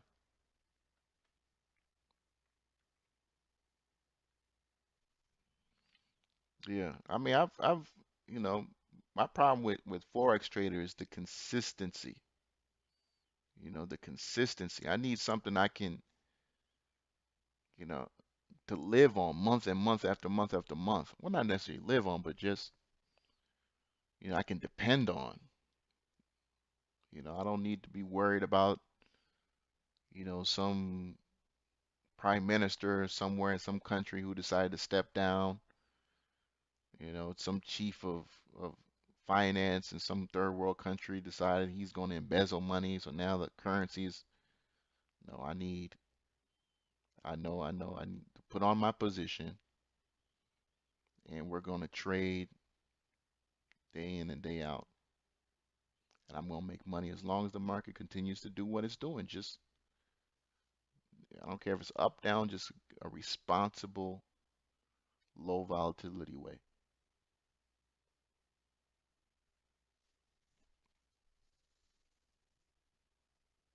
So use the macro chart, swap free account, swing the year. Okay. Said some aspects of debt and leverage obviously provide value.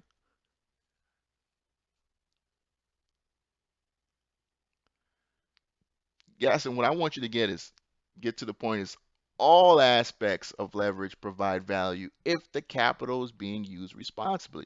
The capital has to be used to buy assets that also, increase in value,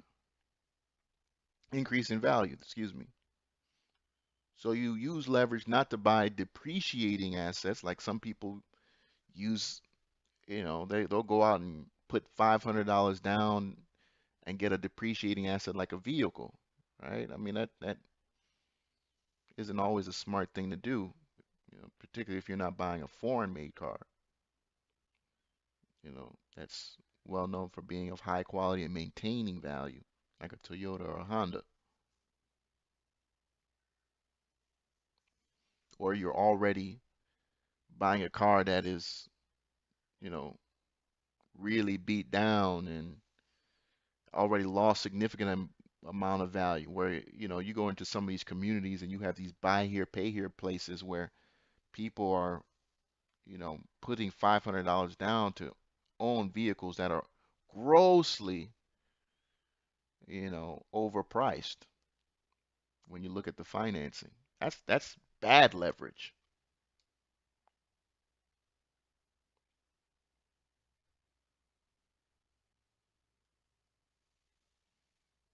You said you see complacency bounce coming to 4,900.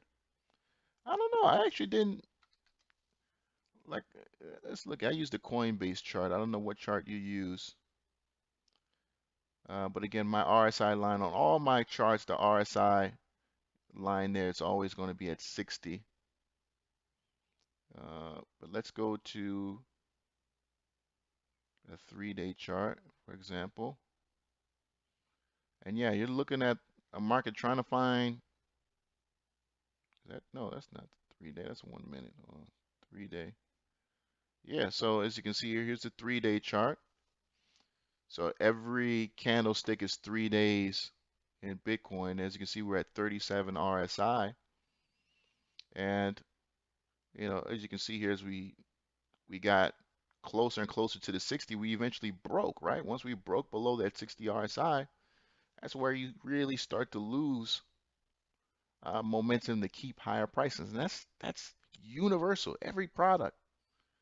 You look at a long-term chart, I wouldn't even call it 3-day grossly long-term, but you look at a chart where you have, a lot of trades in the candlestick, uh, and if you're below 60 or going below 60, I can almost guarantee you're losing significant amount of value.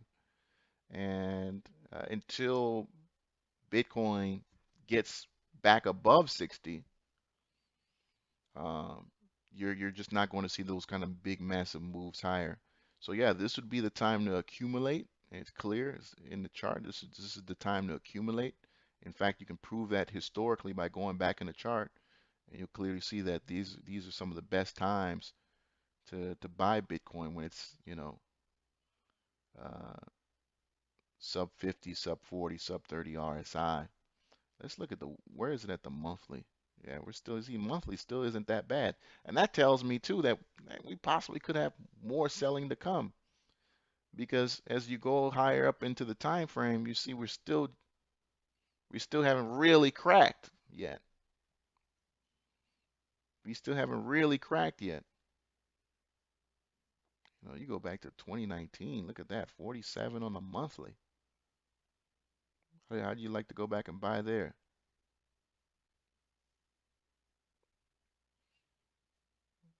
Okay, let's from 3 day, let's go to 1 day. So you see here now, higher lows now on Bitcoin. So trying to find some support there. Trying to find some support there. Multiple day support at 34.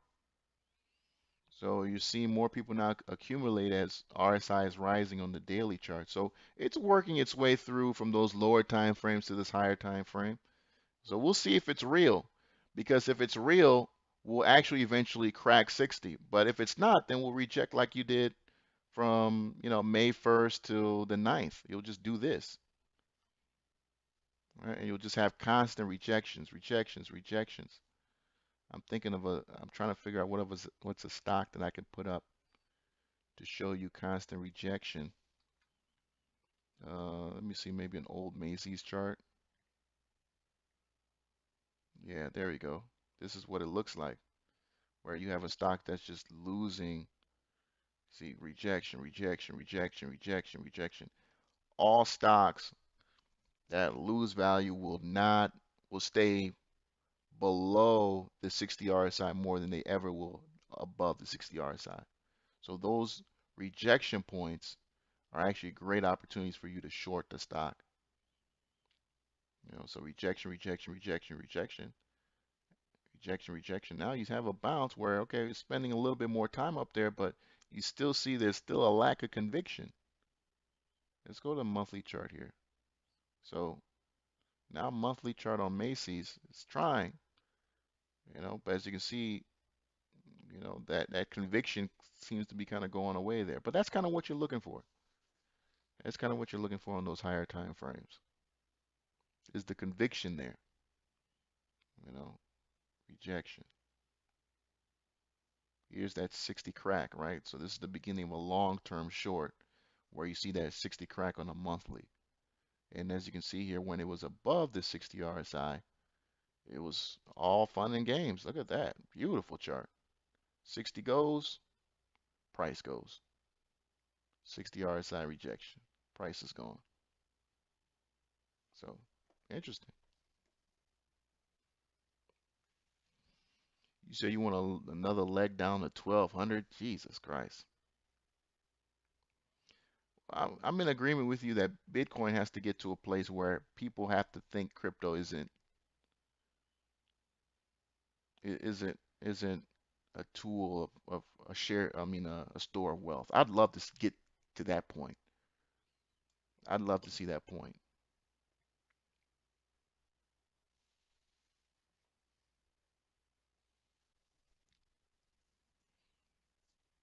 CME has free micro Bitcoin futures trading challenge. Okay. Yeah, I read something into that. I read something into that.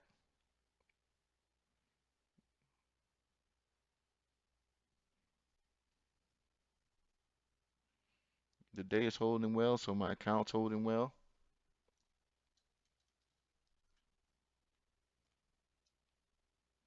You want to call me just when I'm live. Jeez.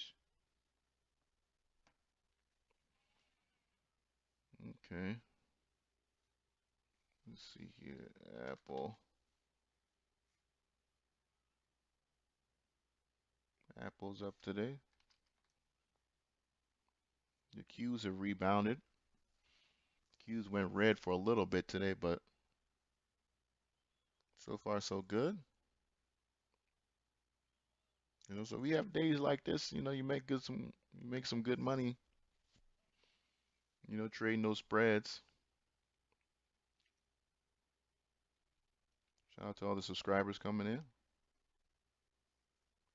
Some of these people are just people on my other videos watching and they click subscribe. They're obviously not watching me live, I don't think. Let's look at an infrastructure stock like X, US Steel. This is a stock that I've been looking at. US Steel now on the monthly, looking good on the monthly after, 2 years of really getting real beat up. You still got some levels to kind of get back to here on US Steel. Is it going to reach 49, reach 50? We'll see. But I was very excited to hear about Biden's, trillion dollar budget. Let's see if we can get it approved. It's going to be a big boost to infrastructure stocks. But we've already printed a lot of money, man. We've already printed a lot of money, a lot of money. No, I'm not. I'm not big on patterns. I'm not big on patterns, head and shoulders. I'm not big on. I used to, I'm not big on candlesticks or anything like that. Patterns. I don't know. You can see in certain charts some repeatable patterns that don't eventually end up happening, or delivering on what on the pattern. So I just like higher time frame charts.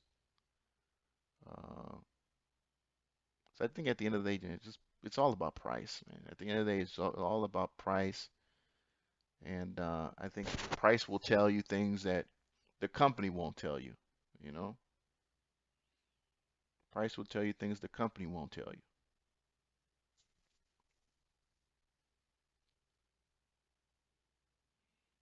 There are individuals who are involved in this market who just have extensive amount of capital and get information faster than you, before you, and they will move markets accordingly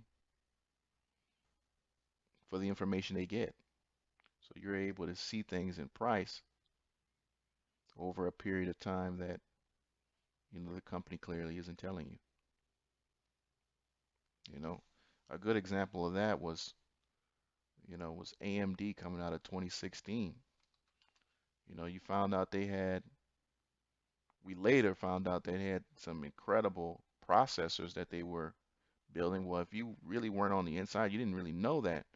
But you go back and you look and you see massive amounts of accumulation and you see, institutional accumulation too that was going on. Here's AMD. Here's back AMD 2016, 2017. And then the chart told you, here's AMD, huge explosion, just boom. Monthly chart, 60 RSI, and that cross came at $4.33. Look at where AMD is now. Hit 100 now at 82.05. It's over a 5-year run. That's what's the from 4 to 85? What is that? It's over 400%, right?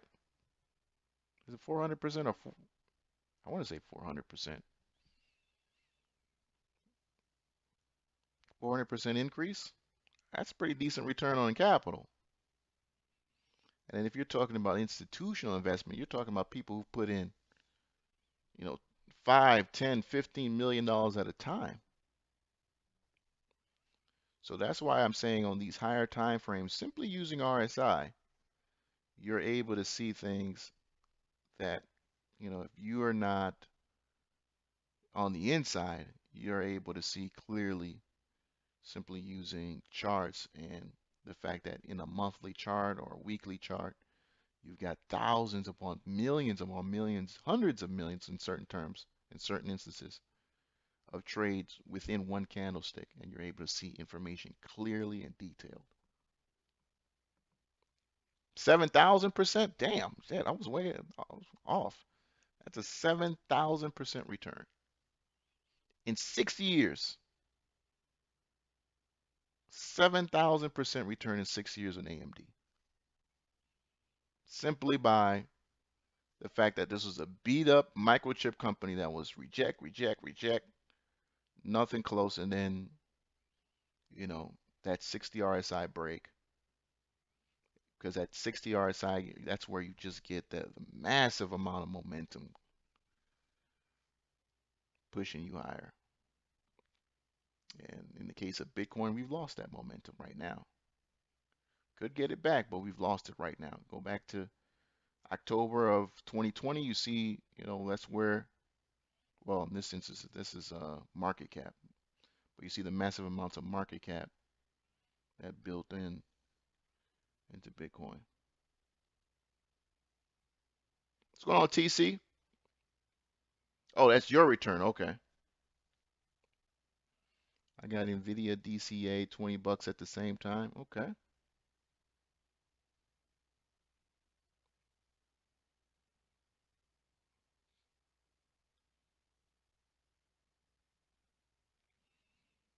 Yeah, I'm a big trading view fan. I've had it for now.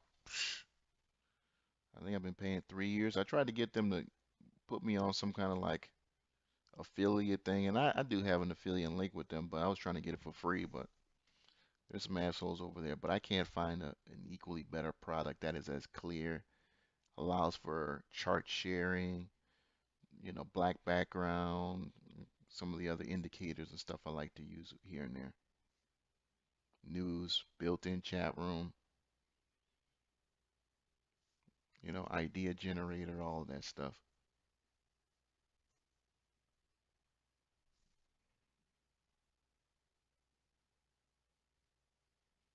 So far, a good day for me, fellas. Not bad, not bad. It's kind of where I like to be. It's kind of where, I typically average, you know, 381, 400 a day or so. Of course, I'd love it to be every day, but I'll take this for now. But I mean, look, when I first started doing these type of trades, it was 33, $45, $33, $45. And you win and you reinvest, you win, you reinvest, and then the digits start to go up and up and up and up. Eventually you want to get to a point where you're trading like a family office to where, you're looking at 3 to 4 to 5 to $6,000 daily or more, right? Or more. And just the market's just generating capital for you, generating capital for you and your family day in and day out. You get to a point where you're like a Chuck Hughes, where $50,000 plus. He's actually up there now. He's like 75,000 plus monthly, every single month. He's got a YouTube channel, Chuck Hughes. Check him out. Doesn't He hasn't made any videos since COVID dropped. I don't know if they're still doing that optioneer thing, but I had joined his website for like a month, and he's doing some really interesting things out there with theta and selling theta. But some really interesting things that Chuck Hughes does. I think you can learn a lot. He uses the 10 moving average, the Keltner channel on a monthly chart. And his trading is so basic. I mean, so simple and basic, but people, uh, I don't know if they don't take him seriously or what, but all he does is win. Like, all he does is just win.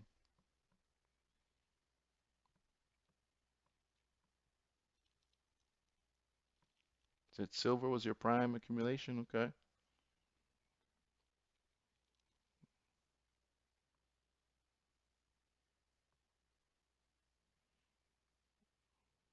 You said you bought the pickaxe of crypto.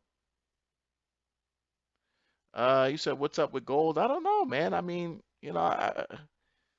I've been really disappointed with the movement in gold, man. I've just been really disappointed in that. Uh, you know, if anybody follows my Instagram, last year I was a huge buyer of JNUG. I loved what JNUG was doing after, this is the COVID sell-off here, where JNUG basically collapsed and it really picked up off the ground. It was an incredible opportunity.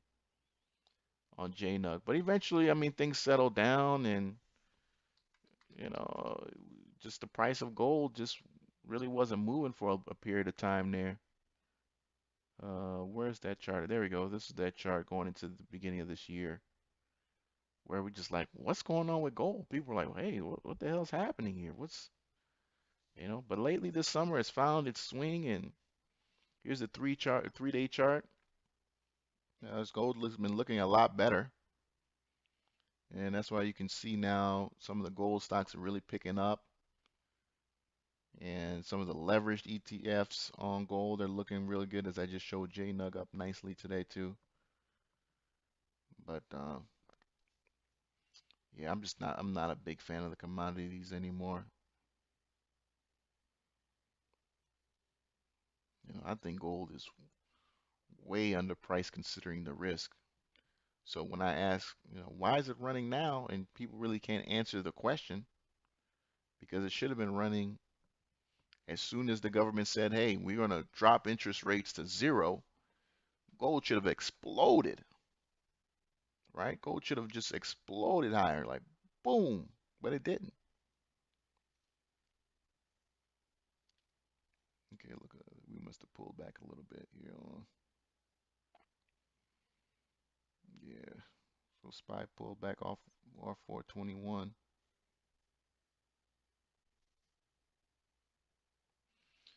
Click the link in my bio, TradingView. You can get a free account or become a premium user for as little as $29 a month.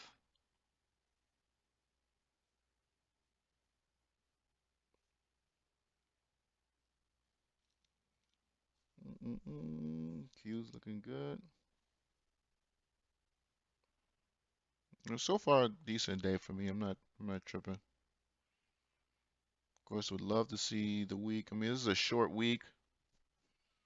This is a short week, so I wasn't really expecting much. But I thought oh, not Monday. I thought yesterday would be a bit more impressive. I thought we'd see, a little bit more coming out of the long weekend. It just wasn't there. Market's selling off a little bit here. We're seeing the Qs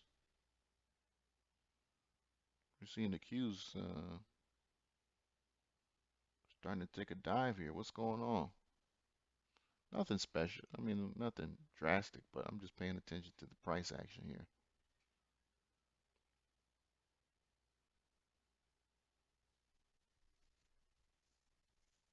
Mm-mm-mm. For those of you guys who are new to the room, I'm trading futures, trading for ES futures, September 17th. I'm between 4,900 and 3,200. So looking so good for the day.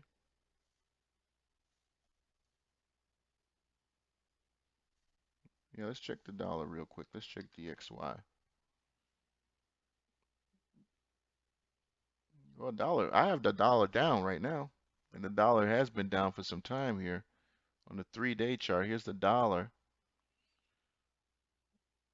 The dollar, has been relatively losing value. As we know, we've pretty much been on a burr policy of just print, print, print, print, print. And although other countries are printing currency as well too, ours continues to stay well above many third world countries because they are printing far more than we are. And when a third world country, or the new term for it is a developing world uh, country, prints money, is far more dangerous for them than it is for us, because many times their debt is based in dollars, so uh, it kind of punishes them a little bit more.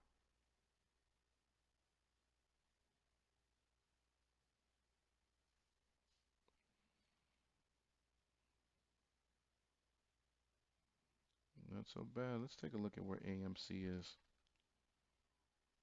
God damn, AMC $47. Shit. Yo, they are really squeezing these motherfuckers. AMC. Shout out to AMC, man. Perfect. Yeah, I gotta give them that.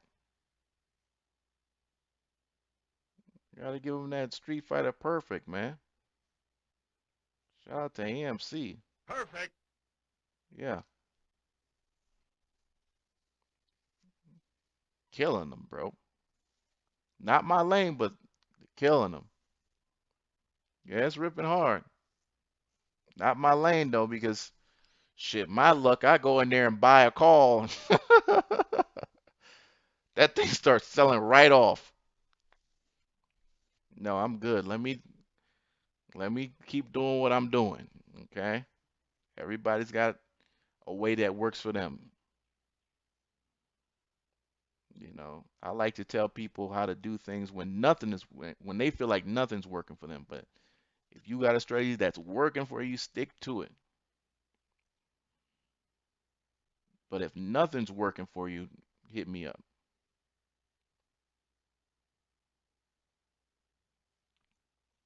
You know,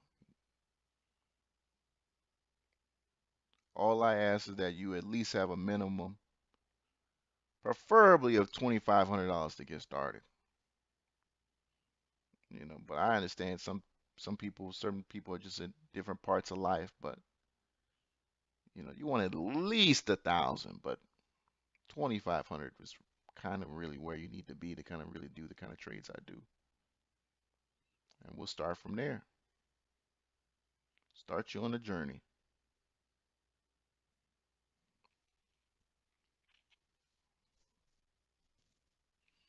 Said you wouldn't touch AMC right now, William? Yeah, no, hell no, I wouldn't touch it either. I wouldn't touch it either. Look, here's the thing though. We're saying we wouldn't touch it, but it could very well hit 65 tomorrow.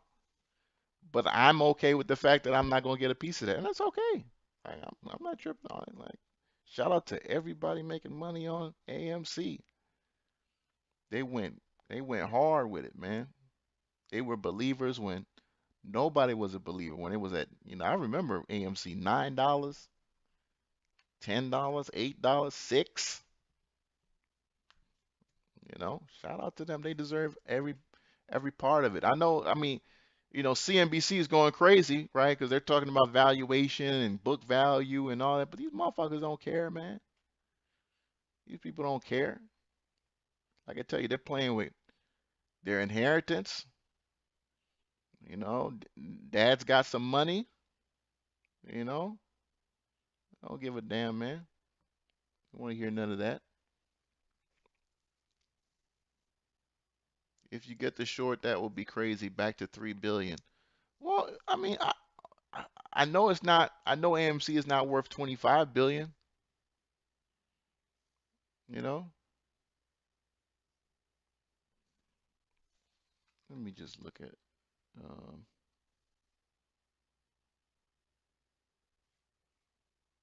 Let me see real quick if I can pull up AMC on Alpha Query.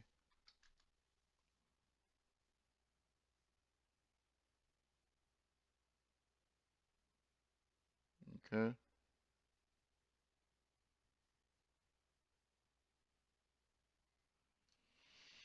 Let me see here.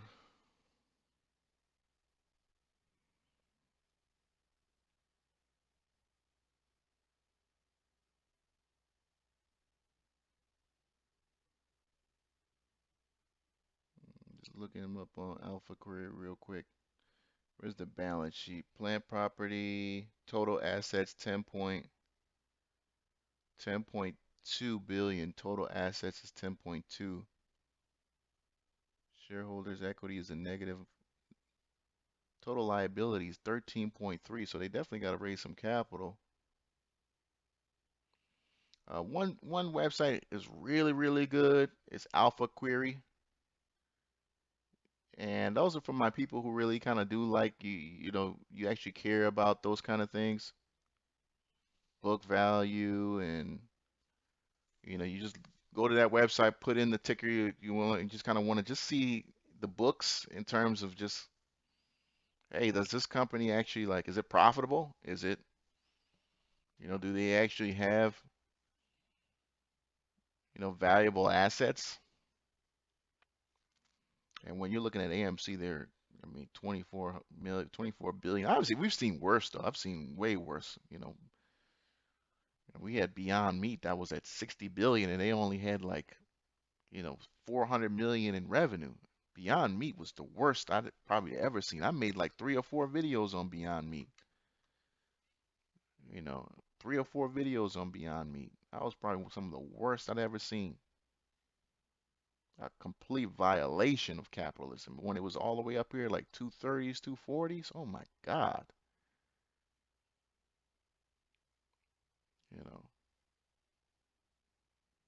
You know, that's another company that the market loves to prop up, even though they've been failing to deliver quarter after quarter after quarter, delivering any kind of profitability.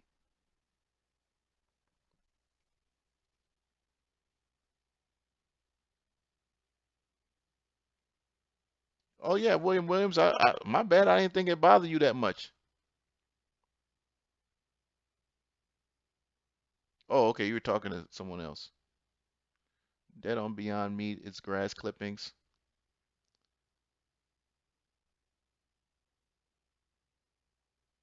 Yeah, but Beyond Meat. I don't know what's going on there today. Obviously, some news has come out, or maybe it's just has some very aggressive dip buying. But boy, look at AMC, bruh. They got them suckers in there today. 93 RSI right now.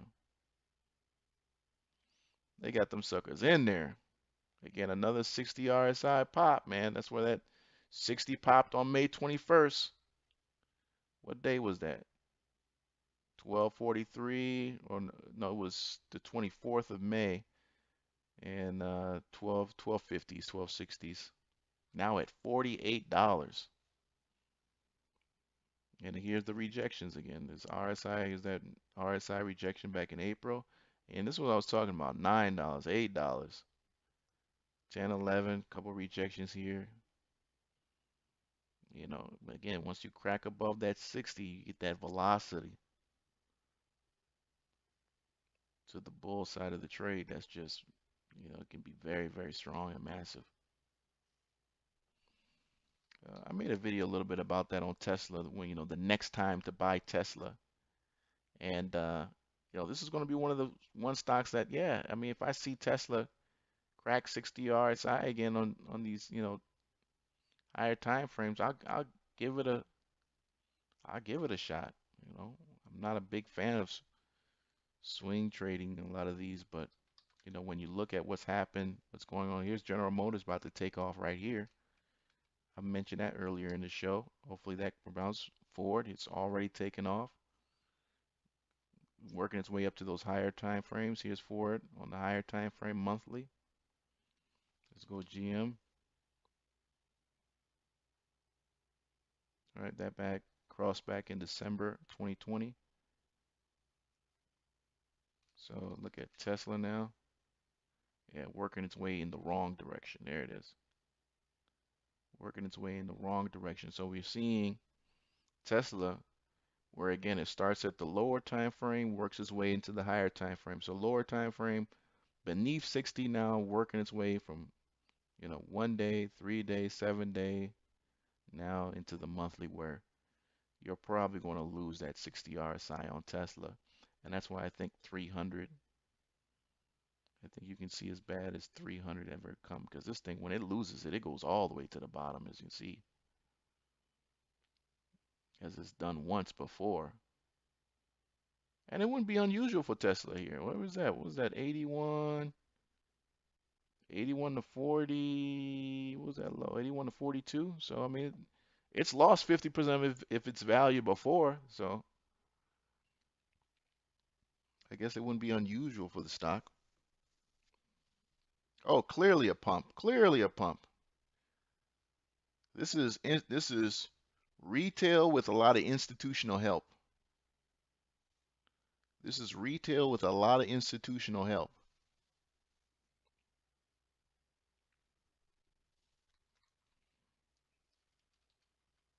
I used to spend a lot of money on Sling, but I found a channel where I can watch free TV. Let me put that on the in the chat room for you guys. That's the direct feed to CNBC. I watch CNBC free. I watched damn near half the NBA season free on there too. You do need to buy. You don't have to buy it through them, but I like to have my Nord VPN on when I watch some of the other channels, because some of the other channels do require the VPN.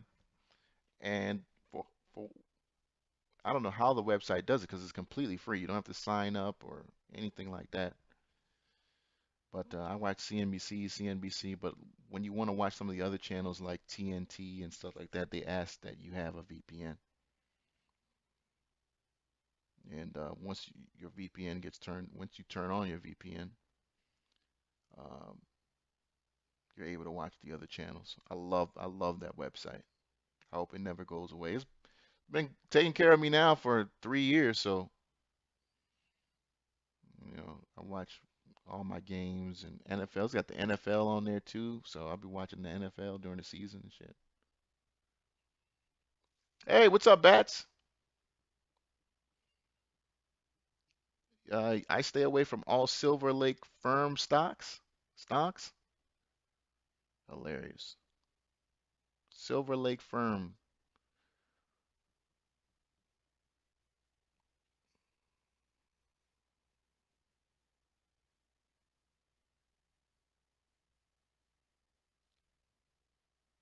Oh, I'm talking about the channel TNT. I just gave a website in the chat room where you can watch free TV. So when I'm talking about TNT, I'm talking about a TV channel. Turner, is it Turner Broadcasting or some crap like that? You know, I'll call them back later. Yeah, I'm talking about Turner Broadcasting. Yeah, the market is looking good, man. My spreads are looking good right now. Let's get back to 1,000. Remember yesterday I was at 1,000. I was no, actually I was at 1,100 for a while, and then the market went left and my put side got heavy on me. Now my put side is getting lighter, pretty light because we've got a nice day going for us here. So my puts are evaporating.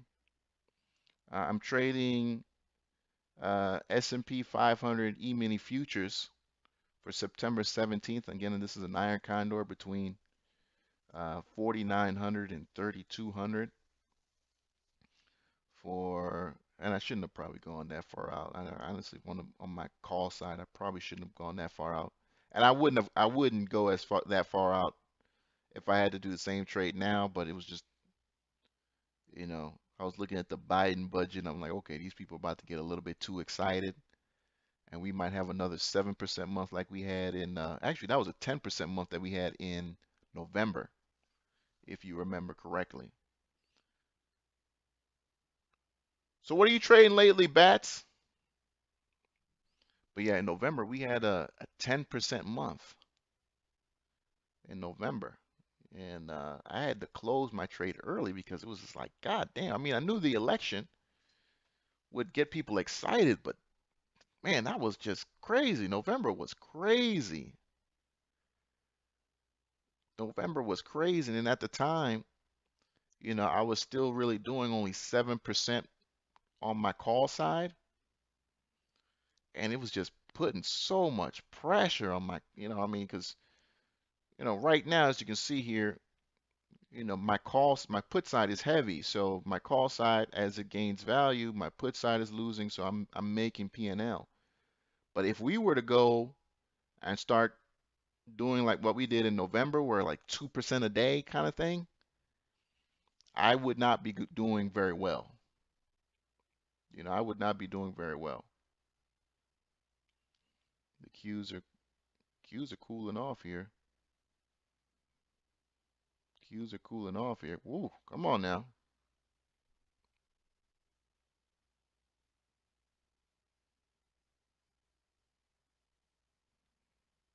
should have restarted my computer probably before I went live today, but because I have not restarted at all for almost a week.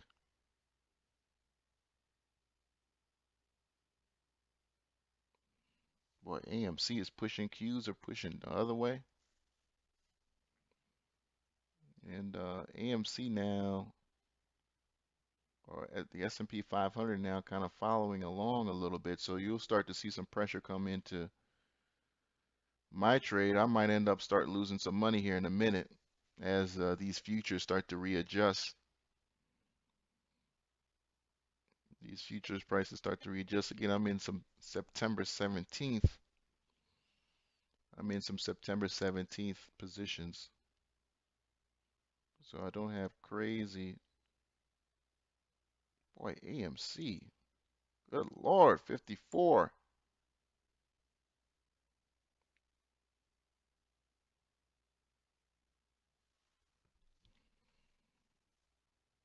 Let's see here.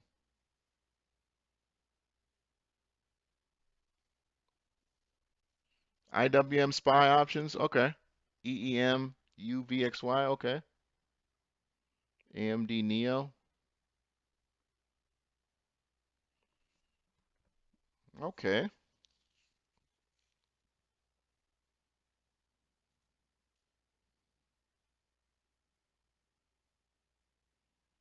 All right.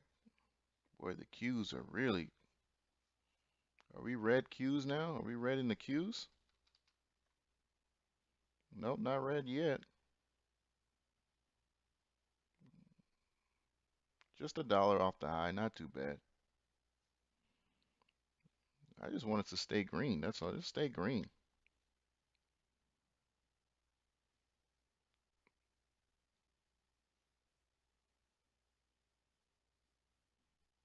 But I'm all for the march to 4,500, which should happen soon. In the next coming weeks here, we should get a nice little march to 4,500. It was quite a bit of resistance, getting to 4,000. Now we've seen the kind of very similar resistance here at 4,200, but eventually we should, you know, break through. At the end of the year, at the end of the day, we still have $120 billion of monthly asset purchases behind us, and we also still have, low interest rates, historically low interest rates rather.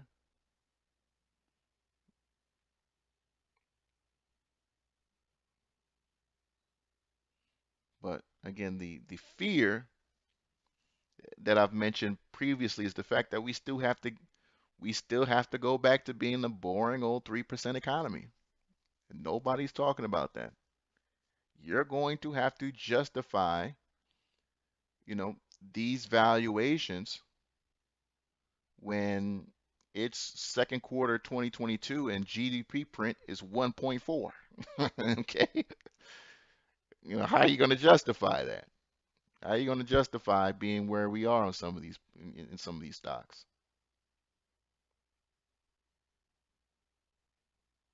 Unless these people are so wicked that they go ahead and create another calamity, which I would not put against them. I would not put against these people are wicked, man. You talking about money, you know. That's why I'm telling people, look at some of these water stocks. I'm still doing research on that, so I don't want to put out any names, but you know, when we got the announcement this year that, water was going to be traded the same way that they trade gold, silver, and other commodities or any kind of stock, uh, you know, just be careful, man. These people could start poisoning water supplies and uh, poisoning entire bodies of water. I mean, people are wicked, man. Look what they did to crude prices. They basically intentionally marooned a ship in the Strait of Hormuz or whatever that place is in order to to rig, crude prices for like 2 weeks. You guys remember that, don't you? I mean, this is a strait that has not had any significant kind of disaster since it was built. And then all of a sudden we saw uh what was that? Let me get to crude price. We saw crude mm, let me just go to the futures. We saw crude hit a low. When was that? I think that was when that I think I gotta go back and figure out what the date of that was. But anyway, then crude just went nuts. I gotta remember what day that was, but these people are wicked, man. So that oil tanker was sitting there. He said it was an all-female crew. See, that's of course that's the blame, that all yeah. But I mean, you set it up to say that. I mean, look, this is a Islamic country, right? So they can say, "Oh, look, oh, it was man, it's the women. You see, look, that justifies a lot when you say it was an all-female crew. In a Muslim country, they was like, oh, look at the women. You see, the women are already oppressed in those countries. So when you say, oh, it was an all-women crew, that's all. That's all the cover you need, man. You know what I'm saying? You know, that's all the cover you need in these Islamic countries. Oh, it was the women.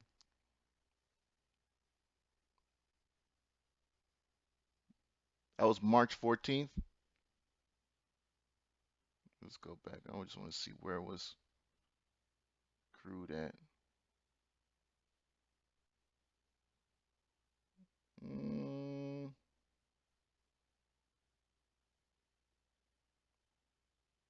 so it was pretty. It was pretty at a. It was like okay. Or I might not look. I might not be looking at the right chart. I'm probably not even looking at the. Let me look at an actual.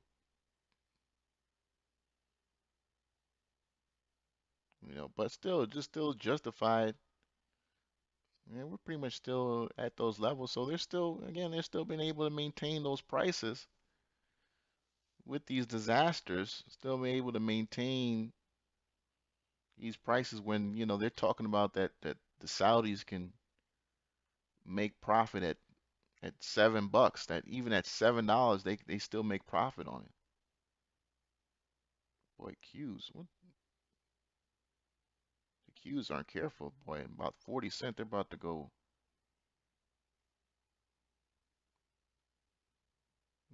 down in a major way.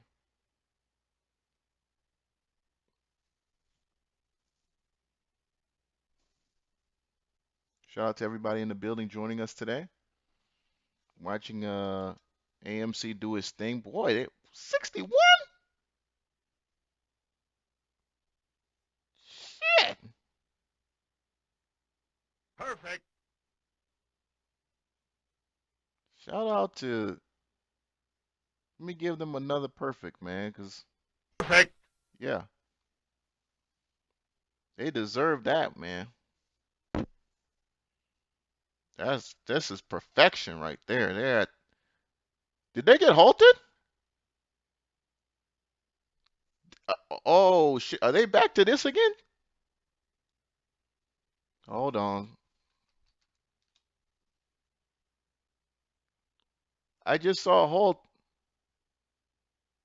Hold on. Can I have I don't want to get my channel banned, but can I? It's a little bit different when you're talking about the stock price because people can position in there and try to get themselves in there. And you were just mentioning, well, what do you do at this next level? In this next level, well, with the options, you can roll and take positions off and then put new positions on. And I'll tell you, the thing that I was going to say a minute ago was the extraordinary thing for me yesterday was the open interest of the 73 strike calls yesterday exploded. Now, those were folks that clearly were just taking a shot of some sort, but going all the way. And this is pre the move that we are seeing today. This was yesterday. So just enormous volumes going all the way out to the 73s that seemed ridiculous now doesn't seem quite as ridiculous as the stock has made the move that it has I don't know. already today. Go ahead. Sorry. It's halted right now for volatility. And, Right. Sure. I don't know what to make of it. I feel like we're contributing to it by talking about it. But how can you not talk about something that's doing what AMC is doing? Adam? Woo, y'all got them triggered. Y'all got these folks triggered. Yes, indeed. Y'all got these folks triggered, boy. Woo, woo. Y'all got them triggered, man. Again, you can watch it. You can watch CNBC free on the link that I provided in the chat room. If you need it again, let me know. But yeah, I got the chart, I got the chat room, and I got CNBC here as I continue to watch the markets and enjoy it with you. My day is looking not bad today, not bad. So hopefully we get back into the 11s. It looks like we're laying off those puts, most 3,200, 3,300 puts on the market. Even though again, I'm continuing to forecast a sell-off um, in the middle of June, but hopefully it doesn't happen. That'd be nice. But it looks like I'm going to get my which is the move to 3,800. And if that happens, that's fine because I'll go ahead and close my trade early and reassess. But again, I'm 10% on the call side, well over 25% on the put side. So if it goes, down, as long as it doesn't go down too aggressively, I'll be all right. But if we get those 3% days, 4% days, that's, man, you trading futures options, then it doesn't, those aren't fun. Those aren't fun at all.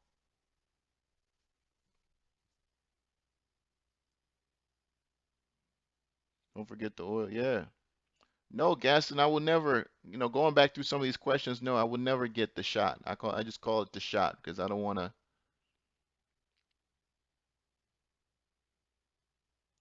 Yes, Bats, that's exactly what I do. Going back to what Bats was saying, Bats, I'm at 90 days now.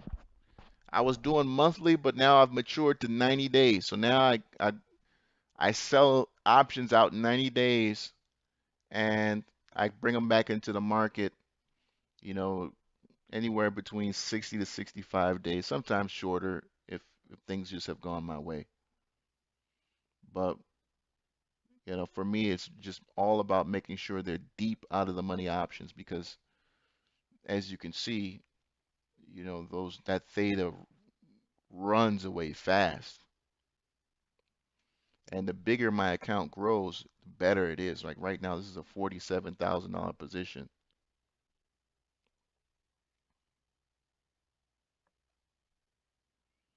You said the rise of the retail investor. Yeah, man, shit. The rise of cheap money, bro. That's what this is. The rise of cheap money.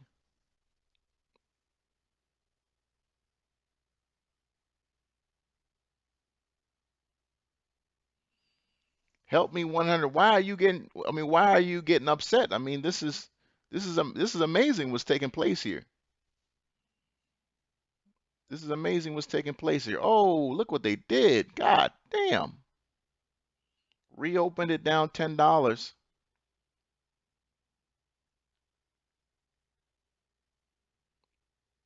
Another another hold.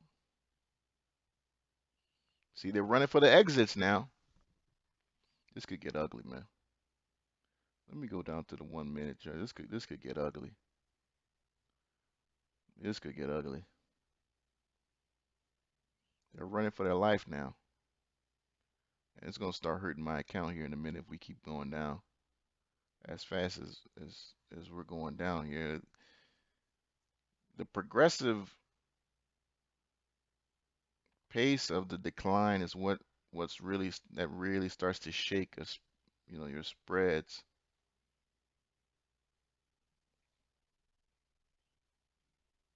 As probabilities start to change.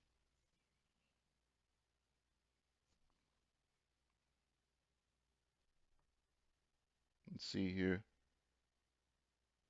Yeah, huge, huge sell-off right after. You're absolutely right. They halted again. Let me see what he's talking about. high PE or a stock like what we're talking about now with these very high short interests, I will trade them. I'll trade it. Well, I I'll mean, trade it's them like all day long. you're going to kill me for saying this, Pete, but it's almost like, okay, in the derivatives market, in the options market, the fundamentals don't matter. I mean, it's a long way of saying. You know what I mean? And I don't mean to. I'm not trying to offend anybody who trades options, obviously, but it's like it's what you're saying. It's like the fundamentals mean nothing in the shortest of short-term markets. By the way, AMC has reopened. What was up 92% is now up 60%. Steve Weiss just texts me and says, "I just bought and sold GameStop for a $7 a share profit." Is that right, Steve? Yeah, that's right. I'll tell you exactly what I bought it at and sold it at. I like bought it literally at as you're listening to this conversation, right? As you're listening to the conversation. Yeah, because I mean, because I know that everybody. All right, man. Now they're starting to talk over each other, but yeah, man. This is the real deal, folks. This is, man. If people don't know what they're doing. Somebody just got hurt. That's the thing about what we have to remember is that somebody just got hurt. Like somebody was seeing this run and they went in there with the only $2,000, $3,000 that they had in their account and just got destroyed, dude. Just got destroyed. There's some rookie out there just got annihilated. Just learned a powerful lesson. This is not nothing to play with, man.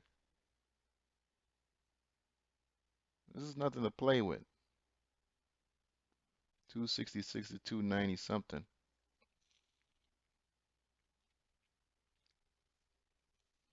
There we go, another 60 RSI mover here. There we go.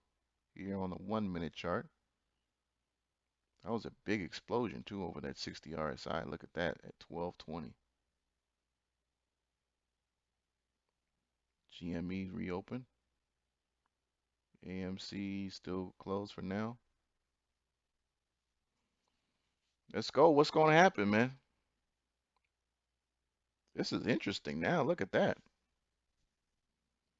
Again, I would never touch any of those stocks. As you see here, I was up 462. I'm down now 150 off those highs as the market starts to kind of cool off a little bit here.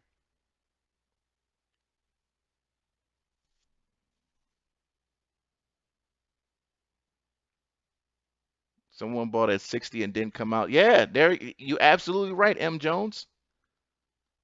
You absolutely right. Well, TC, I'm going to be on all week, man. I'm trying to look. I have always, or I won't say I've always, but I've done 7, 8 hour streams before, right? Before anybody was really doing that on YouTube.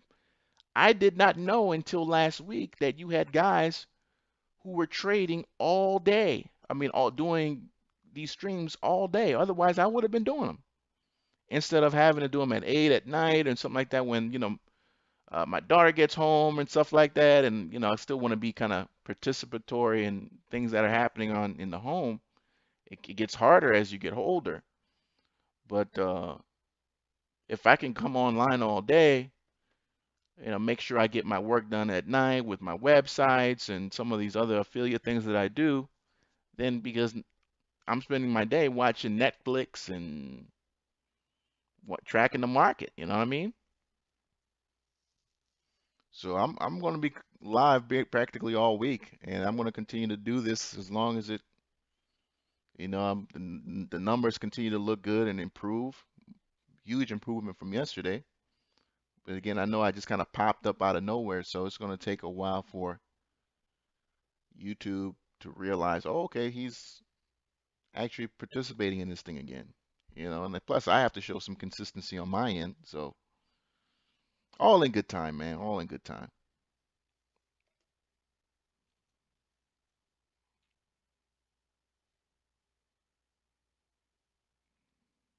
But we're gonna keep doing this and keep it going the way it's going right now. So shout out to everybody who's here.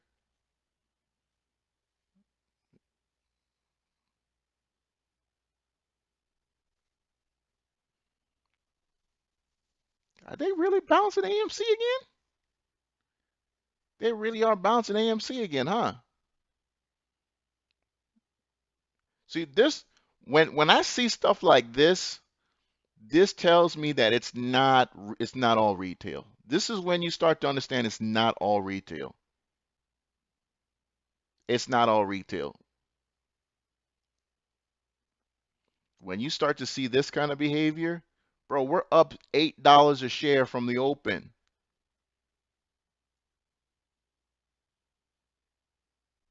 That's not all retail. I'm sorry.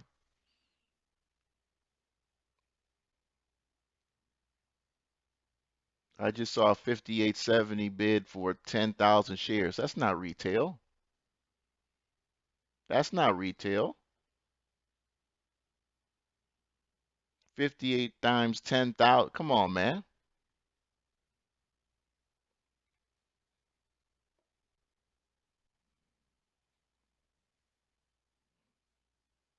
56.86. Boy, they putting pressure on this boy. This is interesting. GME is looking like the safer play than AMC.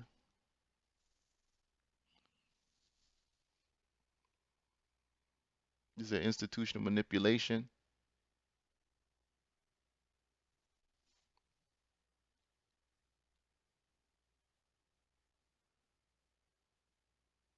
Yeah, but I mean, dude, I mean, you still want to have a legacy at the same time too, you know what I mean? But institutional money, MS, it's a lot of institutional money. Like Blue Cousin is saying, it's a lot of manipulation. You of course have some of these market makers who are making money on these crazy spreads because right now there's a wide spread right now. I mean, I'm looking at certain that bid and ask is 33 cent, 34 cent. I mean, somebody's making money on these spreads, on the differences between the bid and the ask. Man, you've got so many bots in there right now. The kind of liquidity you're seeing, 438 million shares traded today. There are, possibly millions of bots in there right now just going in and out, in and out, in and out, in and out.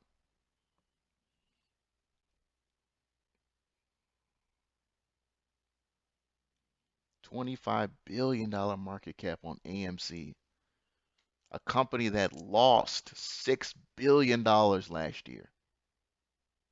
That's crazy. And has no prognosis at all to solve, or no, that's probably not the right word to use, but no solution to figure out how to make all that money back. And like, the judge just said, this isn't about fundamentals at all. This isn't about fundamentals at all. But at the same time, he's got to get his ratings. He's got to talk about it because that's where the ratings at. Okay, now here we go with this The fund foolishness. is the first of its kind to incorporate survey data into its approach, identifying the top 100 U.S. companies that most align with the community's goals. So how does it exactly work, and how does it fall into the red-hot trend of ESG investing? Let's ask the man behind the launch, Bob Toole, co-founder and president of Procure Holdings. Also joining us, Tom Lydon. That's foolishness.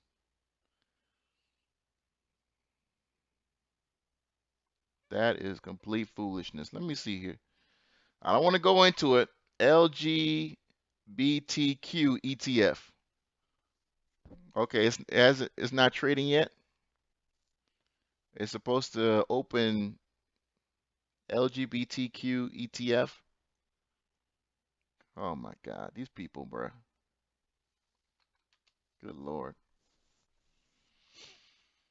Whew. Let me just not say nothing. I'm not going to say anything. I'm not going to say anything. That's where I get in trouble. I'm not going to say anything. Not going to say anything. AMC 5680. 5680 right now. SPY looks to finally be holding or has been holding now since 1235. Come on, let's get back over 1,000 unrealized, man. You know, I'm usually there by now. You know, I've been in this trade almost a week now.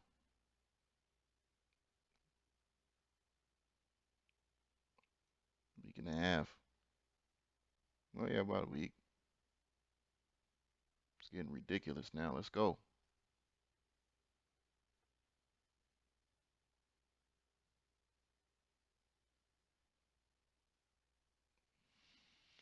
And again, today, folks, as I mentioned yesterday, I'll be with you guys just until a little bit after 1. And tomorrow I'll join you for the rest of the day. But today and tomorrow I'm helping, or yesterday and today I'm helping somebody move. So I'm closing the stream off a little early to help that process, and then I'll be back tomorrow all day. You know, unless the market is boring as hell or something like that. But bro, AMC holding 56.52. Any way to watch penny stocking framework? Man, you still fuck with Tim Sykes? Come on, man.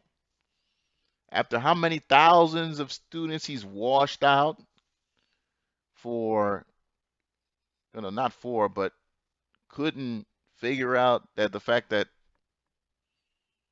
the methodology just isn't practical. You still want to watch penny stocking framework? Yeah, Preston, that ticker just, I'm not going to even go into it. It's just, at this point, it's just, it's just, at this point, it's just like they're just looking to piss you off, man. It's just, they just want to push it hard. But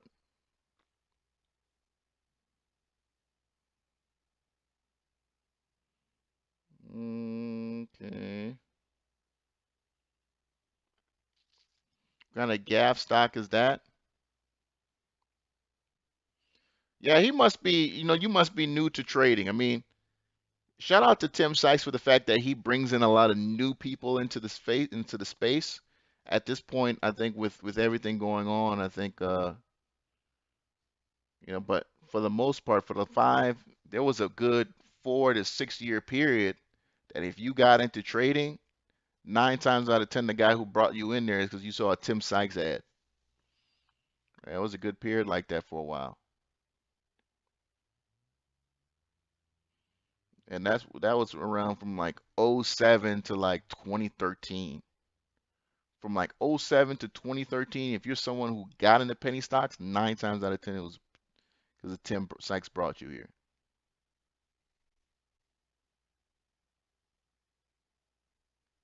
Yeah, it is holding up. I'm actually quite impressed. I thought we'd see a flush down to 50, but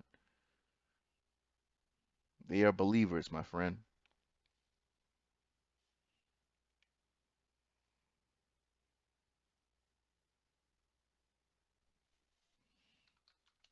The indexes have found some support as well.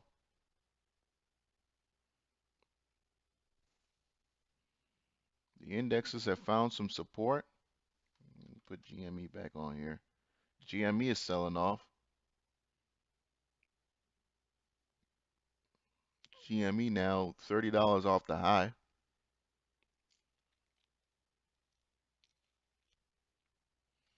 Damn, AMC they're running. We gonna get 50? If they break 50, it could get ugly.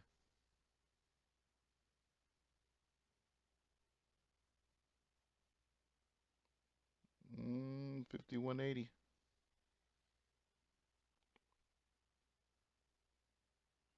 Bro, they're running for the doors. Look at that. On stock twits. Please hold. Hold your stocks. Hold your stocks, guys. Don't sell. Everybody hold. Hold right now. Everybody. Come on, guys. Hold. Don't sell, okay? Everybody hold. That, that's that's that's I mean that's the way. That's what they do. You see it on stock twits right now. That's what they're doing, begging everybody not to sell. That's not trading, man. That's not trading.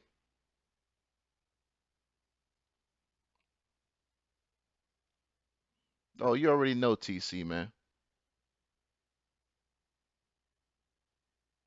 Big Onk, you said you hated his ads.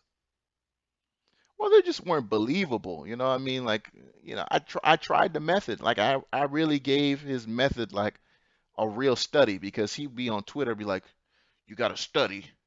You gotta study hard. You gotta study. You gotta study. I'm like, okay. I gave, a good like 2 weeks to really understanding the material. Then I tried it in the demo, and it didn't work. In a little in the demo, it wouldn't work. Or if there was a window, the window was like 3 minutes, 2 minutes, 30 seconds. Sometimes you'd have to wait days or weeks for a certain trade to break down. I mean, sometimes you wouldn't even be able to get borrows. Man, I ain't got time for that, man. You got people out here making money every single day on the market, and then when you see him make gains on trades, you you take a deeper look, and his position was like it was $150,000 position to make three or four or five. You risk damn near 100K of capital to make five or six in a 2 minute, 3 minute trade. It's not reasonable for the average person to do that. So that's how he's able to, push, his thing. I just started to realize you just can't it can't be replicated unless you have a significantly large amount of capital.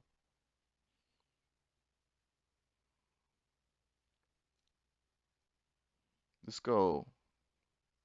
AMC they held 50, man. We at 55 now. See, these bots are playing with them, man. These bots are playing with them. I might break 500 today. Let's see if we can get up. Let's see if we can get the market higher today. We might break 500 and get back to unrealized 1,000.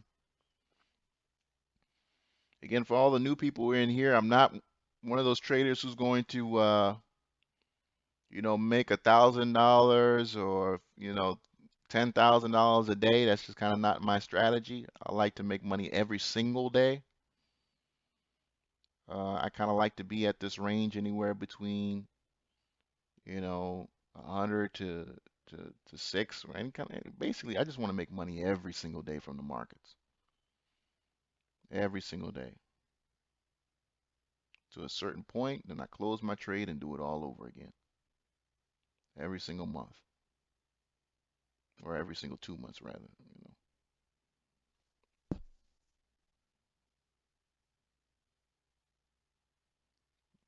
Yeah, it's holding 50, man. They're doing a good job. I've already, sorry, Gav, I think you know how I think about Ross Cameron. He's another guy who I just don't believe is believable like that, man. Like these guys who are just like pushing their course so hard, hard, hard, hard, man. I just don't, I just don't believe them, man. I just don't believe them, When you look at these like immensely successful traders, a lot of times, a lot of these guys don't have courses, man. I mean, I got one just because I want to tell people how I do it, but I'm not going to be like forcing it down people's throat because at the end of the day, I want to make money for myself. So when I see somebody who's pushing their course more than, you know, just trading for themselves, I feel like the course matters more. And when I look at Ross, I don't think he's believable, man. I don't know. But again, different strokes for different folks because I know there are guys who love Ross and probably hate me. So it's just whatever personality you like, man. But all of these guys, I've given what they do a shot. And what's that guy? Cameron Foose gave what he does a shot. Watched Foose, was it Foose 4, part 1 and 2? Watched both of those DVDs, you know?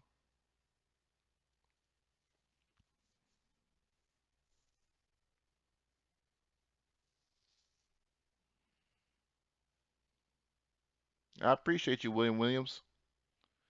Again, my strategy is, again, I just use time. Time is going to come whether we like it or not.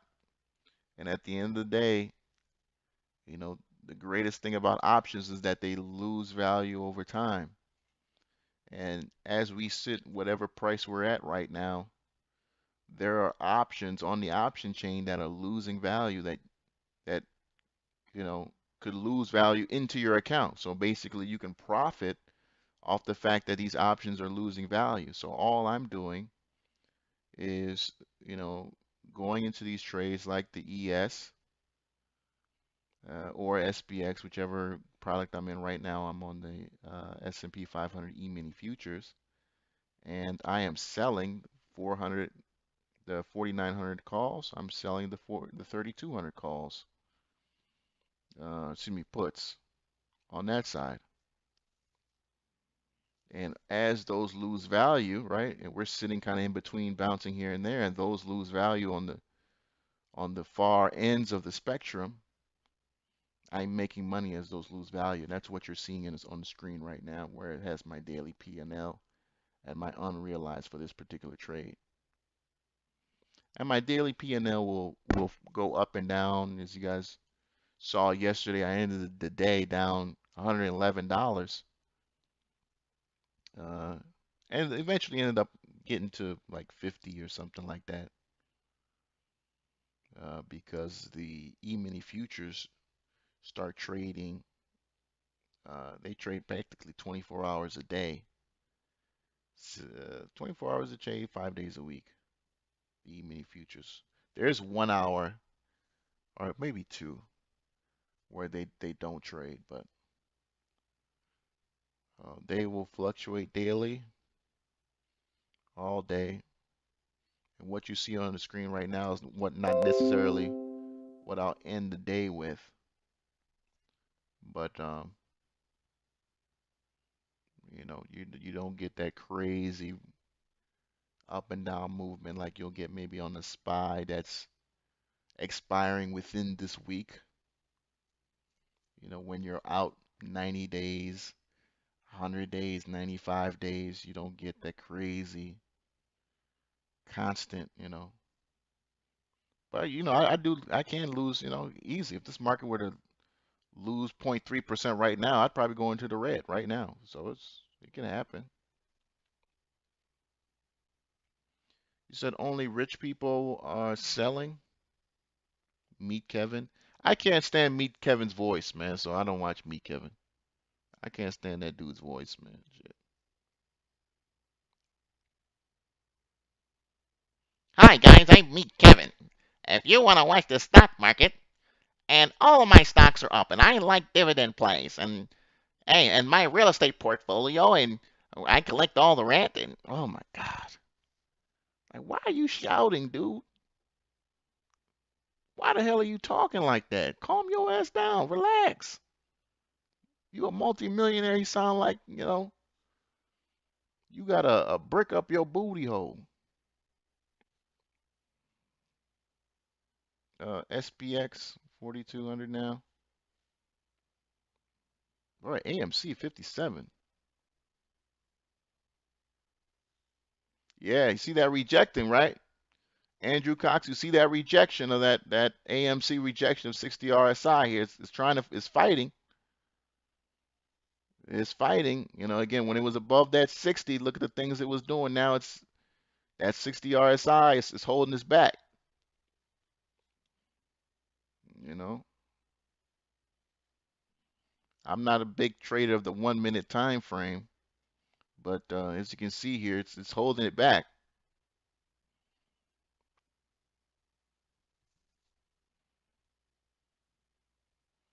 You said the lessons are legit, but haters gonna hate. It's not a hater, man. If you say if the lessons are legit, then the results should be replicable, right? If I teach you how to do something in trading and I tell you that it should, generate certain X amount of return or at least be profitable consistently, you should be easily able to grasp the material and then replicate it in your own thing. But when you look at these guys who are teaching strategies like Tim Sykes or Ross or many of these other, th- the results are not replicable. They are not, you know, uh, you can't show me hundreds, thousands of students that are generating returns from their strategies. And that tells me that something is wrong. That tells me that the strategies are low probability and just don't work for people who have limited capital. And they're not honest about that.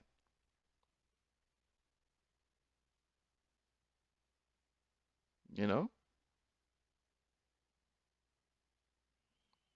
Well, Gaston, it's a $47,000 trade, 90 days, and we'll see what happens. We're at 86 now, 85.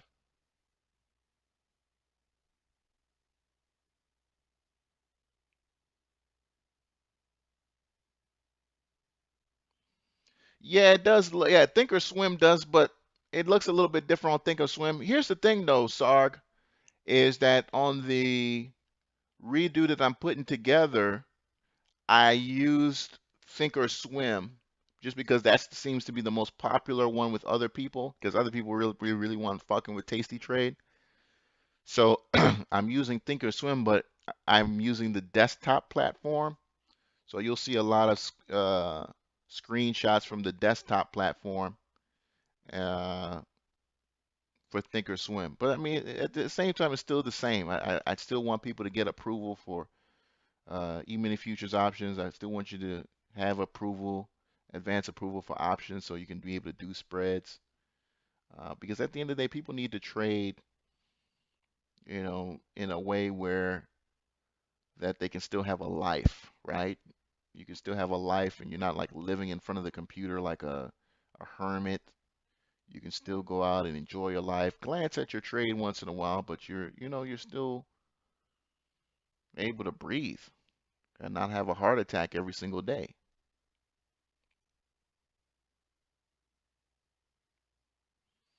Yeah, one of them was outed for paper trading. I forgot what his name was. And then he was also outed because he was like cash apping girls $300 to see their titties and stuff like this. I forgot his name. Y'all know what this man's name was. He's still making videos. He's still making videos, but he was cash apping people $300, cash apping women $300 to see their titties. That's a damn shame.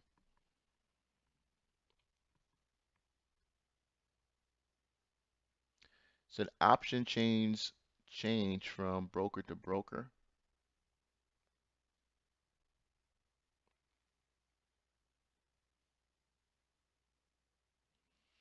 Yeah, but here's the thing, Gaston. No, I didn't start there. You know what I'm saying? I didn't start there.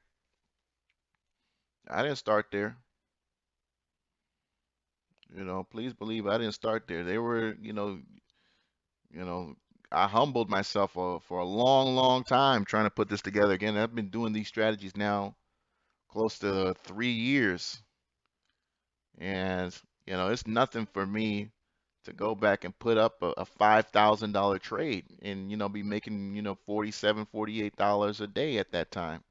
And it was cool. I'm not tripping on it, because you can do the math. You can plot, okay, all right, if I'm going to be making X amount of dollars and I'm going to be reinvesting X amount of dollars over the course of a 15 to 25 year investment time frame, what does my ROI look like, right? And if you put that information in there, you spit it out, and you've got, 1.5, 2.5, 3, $5 million, again, depending on the returns you get, uh, it's still worth it. It's still worth it to get started with whatever little capital you have because you understand that the journey is long and somebody else's journey isn't your journey, but you need to get started, right? But you need to get started. So anybody, I got respect for anybody who can go into the market and make even $1 because somewhere in the world somebody is losing money. Someone is losing money,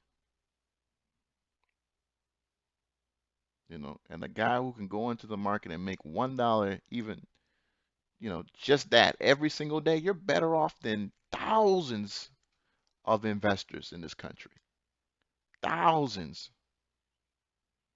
who are constantly month in and month out having to refill their account, having to raise capital to not eat or do something like that, to have to start over again and again and again because they continue to do low profit trading strategies, low probability trading strategies rather.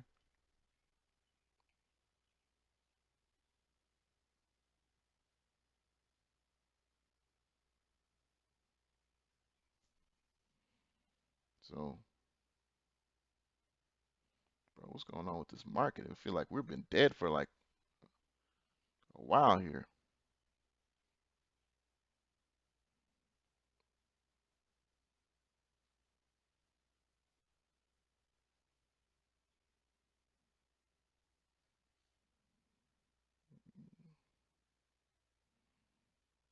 Option value is slowing down a little bit. What's going on?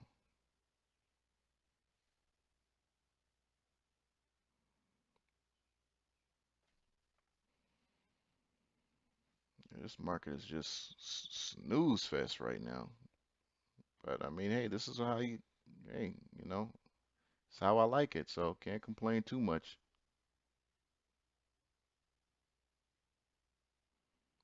Yeah, man, even if you make $1 is good. Even if you make $1 is good, man. You're better off than thousands of these people who are just not making no money at all. People out here losing thousands of dollars a day. And some of them are so whacked up in the head, they enjoy it.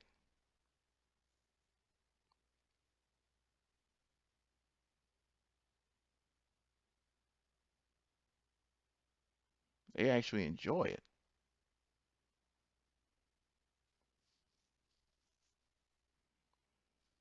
Not getting much orders. Not many orders coming in on my spreads. Haven't had a bid on them in a while here. So that means get ready for a big adjustment. Again, I'm in some September 17th options. I'm 4,900 on the call side, 32.10, 33.10 on the put side, 49.5 on the call side, 32.33 on the put side.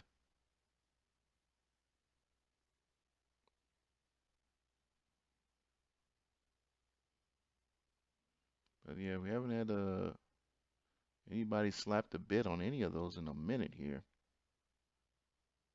Let's see. Hopefully, we get some adjustments soon.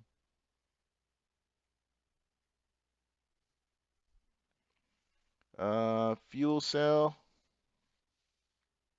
What's the ticker on fuel? Is it F cell, if I remember correctly? Yeah, F cell. Down $1.80, up 1.83%.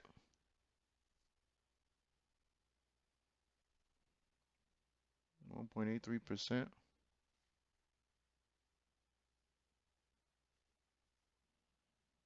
Yeah, fuel cell looking good these last couple weeks here. You know, you're still fighting the trend up here on fuel cell. I mean, obviously here's the monthly on fuel cell. Nowhere to be found back in 2020, but you know, everything EV kind of started taking off toward the end of the year. You know, that's why you had pump and dumps like ABML and stuff like that start running. And FCell looking pretty interesting today. Not my ticker, but look, as long as it continues to do what it's been doing, I mean, it's very very interesting here. Here's the 3-day chart on FCell, so really working its way off some of those lows. And you know, here's that sell-off at the end of February that we saw in tech. A lot of tech stocks as quote unquote reopening started to happening as people moved into traditional infrastructure plays.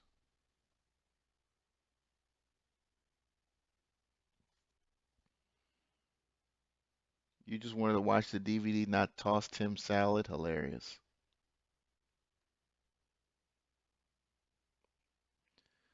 Do I offer a service where I can just copy my trades straight up? No, I don't. That's actually a good idea, though.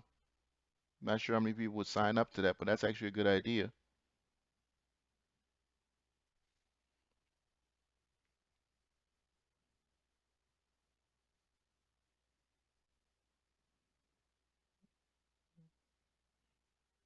I'm getting a little worried over here because nobody's hit my bid and hit the bid on any of my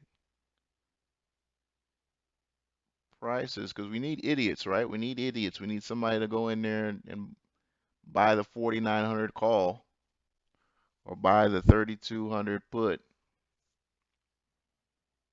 you know, so we can get price adjustments. So if we don't get that, that means you start to get wide variations in price, which isn't a bad thing per se, because at the end of the day, you know, the options will still continue to lose value day in and day out as the Black-Scholes model continues to adjust pricing. But what's great about options is that you get price adjustment up or down because people are going in and out of the option you're in. So as people hit the bid, hit the ask, purchasing the product at different prices, then you start to get, hey, this is, you know, 1 minute is $1, 1 minute is two, 1 minute is three, 1 minute is back to $1. And then when bid and ask stop, that means people aren't buying. And when it does buy, then it's either a big move up or a big move down. And not drastic, but not drastic, but you know, something to pay attention to. And plus, you know, if I were to do a service like that, my trades are only, you know, once every 63 or 64 days, right? So I don't know how you would, you know, yeah, I'd have to charge, let's say like, you know, for something like that, it'd be like 20 bucks or something like that. 20 bucks every 65 days, where I've decided to come up with a position that I believe the market will be around. And that's going to be worth it. I mean, it's particularly if you're someone with some decent capital, that definitely be worth it for you.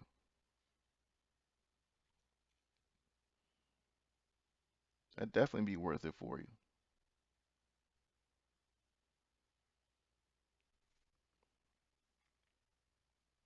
So every time you trade FCell, you should look at Plug. They are partners in crime. There we go.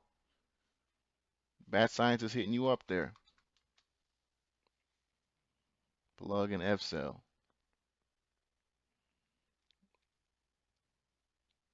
And that's something to get excited about on EV because at least, you know, now you got another player or players seriously entering the space. So now it makes a lot of sense for both of them. You know, GM and Ford now putting vehicles out there.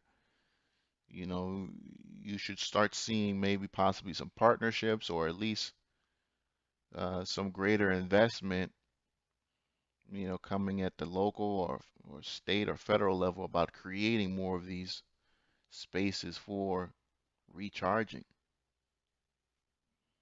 For a long time it was just Tesla out there. Well, I mean, how many stations can you really create for Tesla?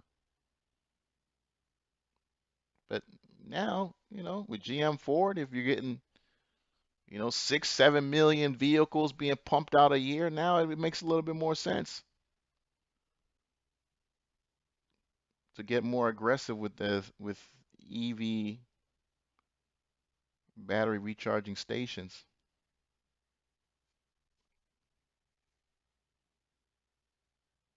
Okay, there we go. We got the adjustment now. Now, as I just mentioned, you're gonna get a big adjustment up or down, and there it is. Somebody hit the bid for the 3210s, and since I'm selling those, it went against me a little bit. SPX, come on? What is going on?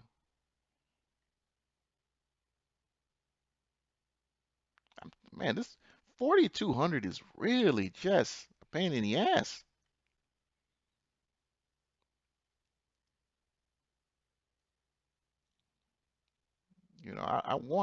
I understand, 3800 is a possibility, but I don't want it to happen right away, 'cause you just entered the position.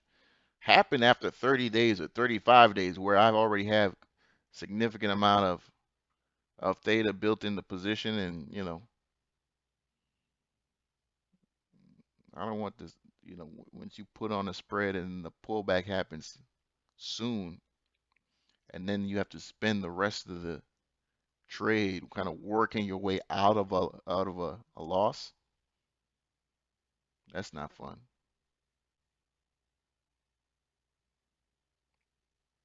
Still green though.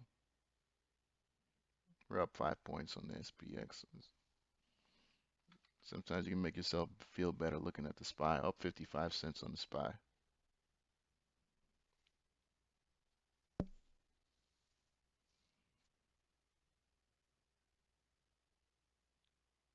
So you wish you were able to get 300 for yours?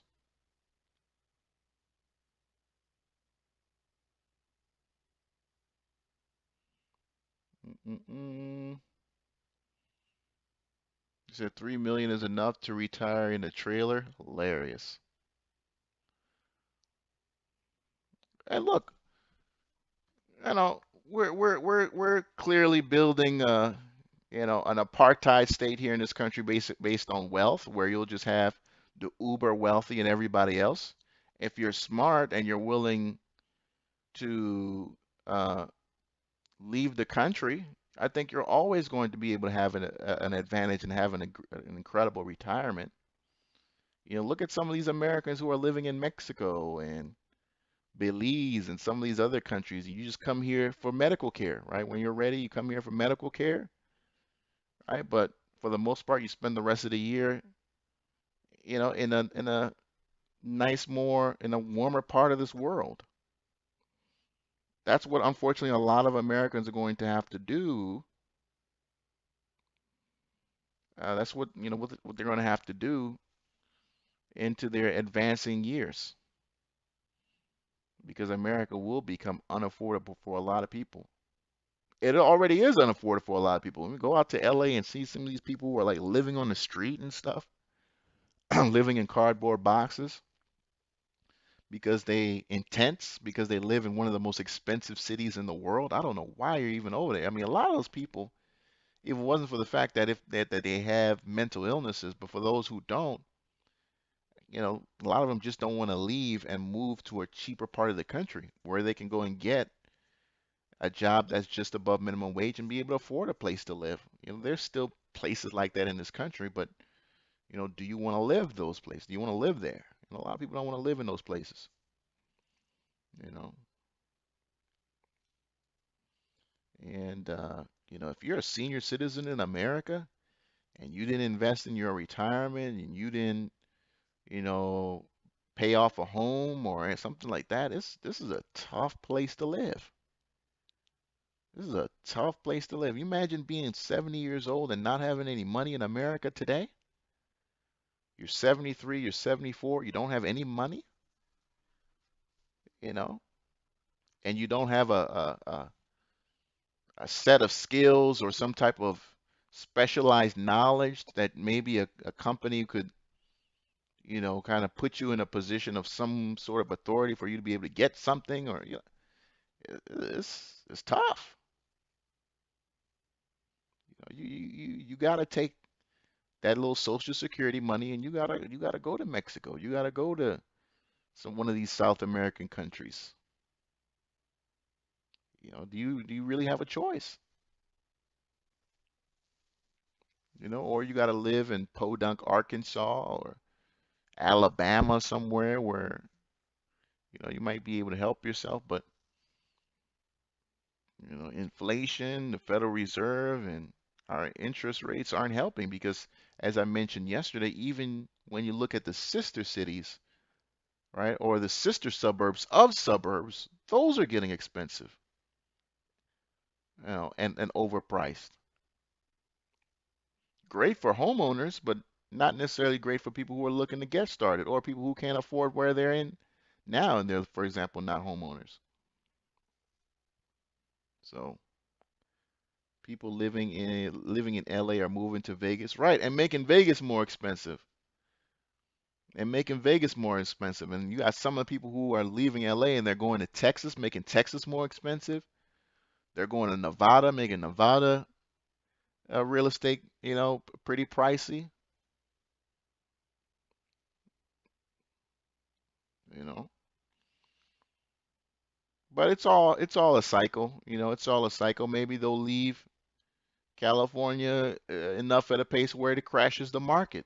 That'd be a great thing. That'd be a great thing. Prices got so bad, Apple had to build a $3 billion, and they are building a $3 billion facility in Raleigh, North Carolina, because they were having trouble bringing talent in California. They were saying, people were coming and saying, "Oh man, I can't afford this. It's too expensive." So they're going out to North Carolina now. Look that up. Apple to build a $3 billion facility out in North Carolina, and that a lot has to do with affordable living.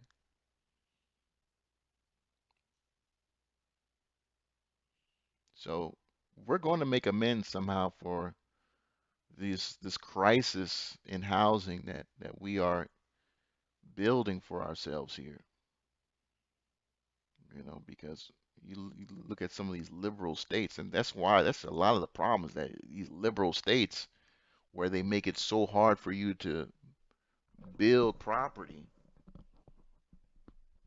You got to go through that person, get this permit, that permit, this environmental regulation, and that environmental regulation. These people make it unaffordable to live. They don't want you to eat meat. They don't want you to eat uh, fish. They don't want you. Now they talk about plants have feelings. They want us to get to a point where all we eat is powdered food as humans. We just eat powdered food. We don't procreate. Uh, that's again. I don't want to get political. Let me stop. Let me stop and get off my rant here.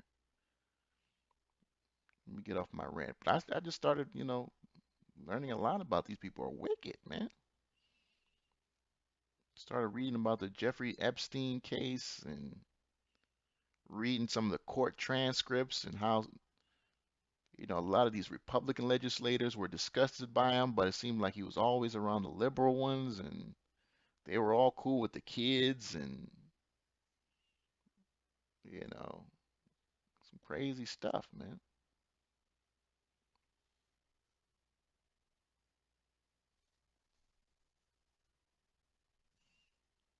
Let me see here, man. Yeah, the banks. Yeah, what about the banks, TC? He said the banks don't want you to build. Oh yeah, well the banks want to keep us all enslaved. I mean, you know, they'll keep us all enslaved if we have to. They want us all to be a bunch of single people, just kind of living by themselves. Most of these people are very anti-family because being anti-family is profitable, keeping people living in separate homes, not really building wealth, not focused on their finances. It's good for business. People who live in family structures, they're dangerous to the establishment, particularly establishment that doesn't have your best interest at heart because you think critically about, your situation and what you want for yourself and your family. You don't do that to the same effect when you're just an individual person living by yourself. So there's a lot of things being pushed out there for a reason. If you're not careful, you'll fall for the foolishness. QQQ 419 now. Qs are well in the red now. SPY 2, SPY almost red. And my gain for the day that was almost 5 is now well cut in half. Well cut in half as we go red. And as you can see, uh, that's going to adjust. Somebody just hit the call, but yeah, there we go. There's adjustment. My put side is getting heavier now. Put side starts to get a little heavier. Boy, this market just doesn't have any strength.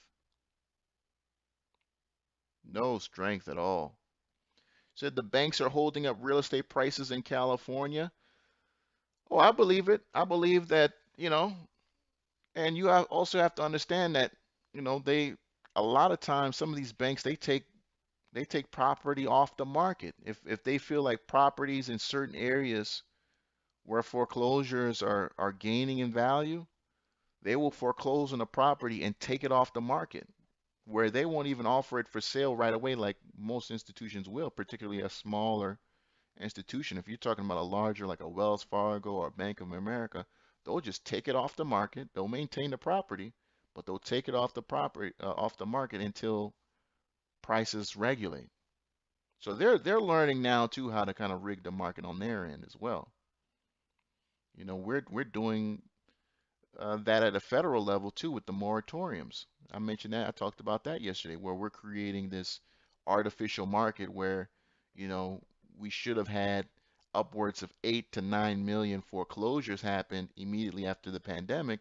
We instituted a moratorium. Some people took it and didn't even need it, but you did have a large amount of people who are behind on their mortgage and should have been foreclosed on who weren't. So we limited the amount of supply of possible real estate and caused prices just to go to Pluto, to go to Pluto. And the moratorium will end soon. I believe it's either late this month or I'm not sure when. I honestly, let me not say that. I'm not sure when the moratorium ends for sure. But people will eventually be foreclosed on just because capital has to go on and find a home. But they're going to do everything they can to try to save these people and not prevent the bubble from bursting. We've gotten to a point where we're just afraid, bro. We're just afraid of bubbles bursting. We're afraid of corrections. We're afraid of you know a down day scares people. You know what I'm saying? We're just afraid of the business cycle, and it's sad.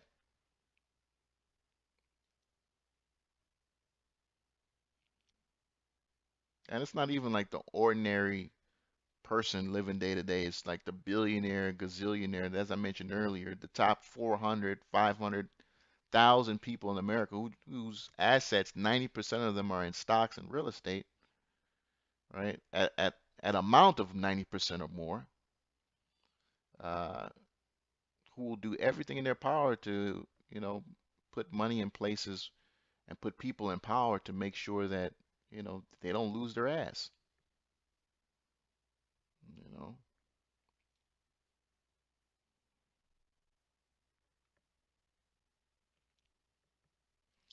Yeah, even with the moratorium, rents are rising. Right, yeah, rents are rising because of the moratoriums. They're causing that. Rents are rising because of the moratoriums. Because you can't get these people out of these properties, and you can't get more rentals, more housing supply.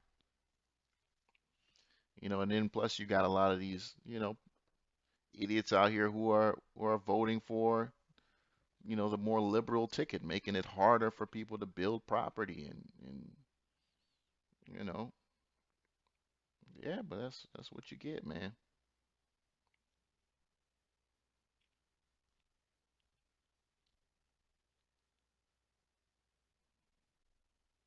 Let's see there.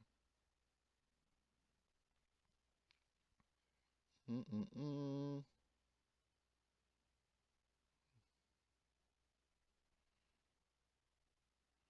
You said I heard the lumber yards are hoarding wood for the price fix. Possibly. They're making so much money. I understand. I very well understand what they're, the lumber, you know, it's crazy what's going on there. It's crazy, crazy, crazy. A lot of people have learned during COVID they could create artificial bubbles and benefit off of them as long as they can, making good money off those bubbles.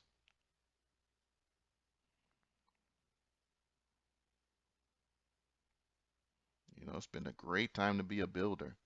What's the housing ETF? Uh, Gosh, I'm not a big housing guy. Yeah, Homes. Is it Homes?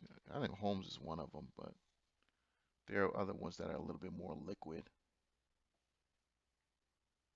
Yeah, here's a housing ETF. Look at that. Yeah, there are other plays that are more liquid than Homes. So Homes isn't very liquid, but this one 16 to 40. Housing has been very, very profitable this year, and supply isn't set to increase anytime soon unless government, you know, really decides to invest into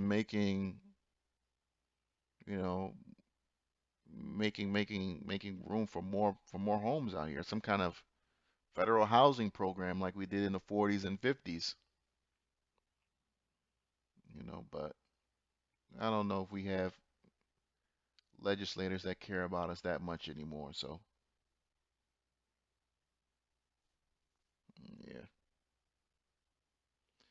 yeah. Short thoughts on shorting commercial real estate? Uh, I don't have any thoughts on that. I mean, I really, I haven't when I hear about the back to work thing, uh, all I'm hearing is companies that are saying they're going to do some kind of mixed kind of work system where you have certain people get brought in, or you're not doing straight 5 days at work anymore, where you're doing a rotating thing. At the end of the day, people have been able to experience a different level of work, and they're not going to just go back to what they used to do, which is you're just going to the office every day. Any employer that's doing that probably is because you either work in some kind of laboratory, you are in the medical field, or you're in a low skilled office environment. You know what I'm saying? But if you got some high end data skill set or tech skill set, coding, any kind of thing like that, I can almost guarantee you're going to be in a very, generous kind of work environment where you kind of go to the office for a certain number of days, and then, you do, some work at home as well in your time.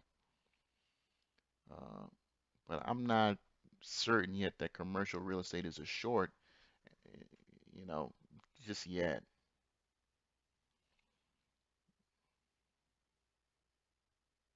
Not just yet.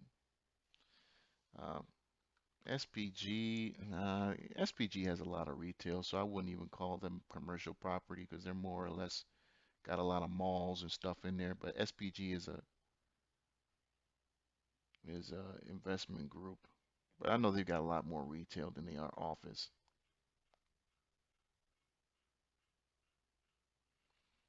Yes, sir, Mr. Ramses. Still doing it. Kind of disappointed for the day though, because again, like, we've had now, um,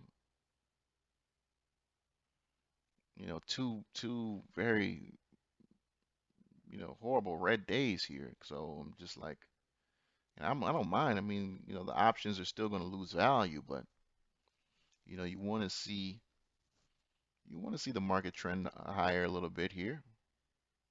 But I mentioned earlier, we could be in a 2014, 2016 scenario where 2014 to 2016 where those last 2 years of Obama's presidency, we were just within 100 and 200 points up and down, and we did nothing for 2 years. And then Trump got elected, and if you guys remember, the market just went nuts.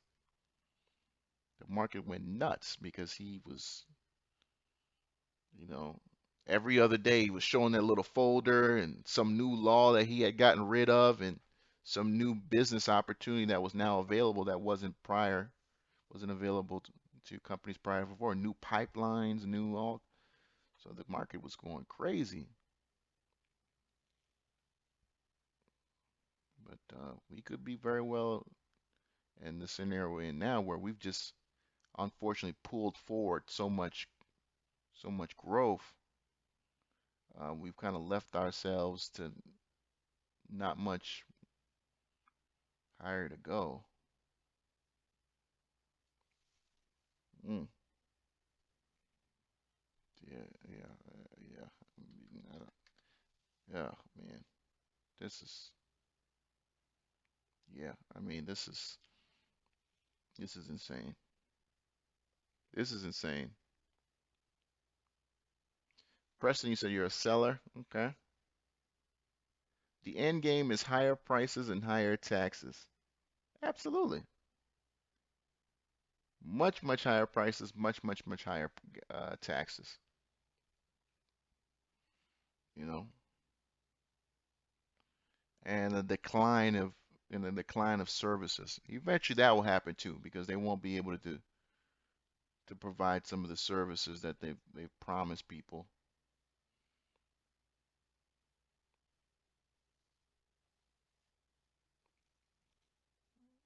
Mm-mm-mm.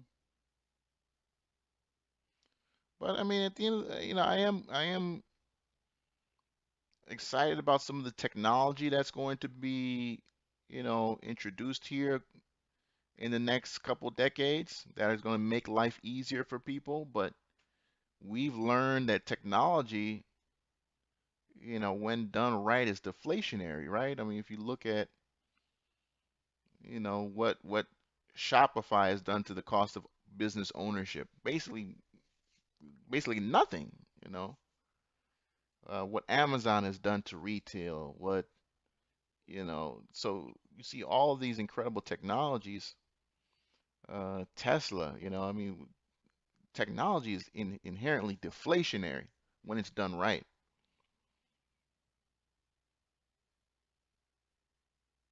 So I'm very interested to see how um, we're going to be able to maintain some of the services government has promised to us when now we're getting to that next level of technology where you're talking about, millions of people being, asked to walk off the job because, technology has replaced them. Do you pay taxes on a robot? You know, do you pay taxes on a robot? Do you get now into some kind of uh, thing where you kind of pay people every month because they can't get a job, right? Because machines can do their job. We're really going to be going into a very interesting world over the next 25 years or so. It's going to be a very, very interesting world.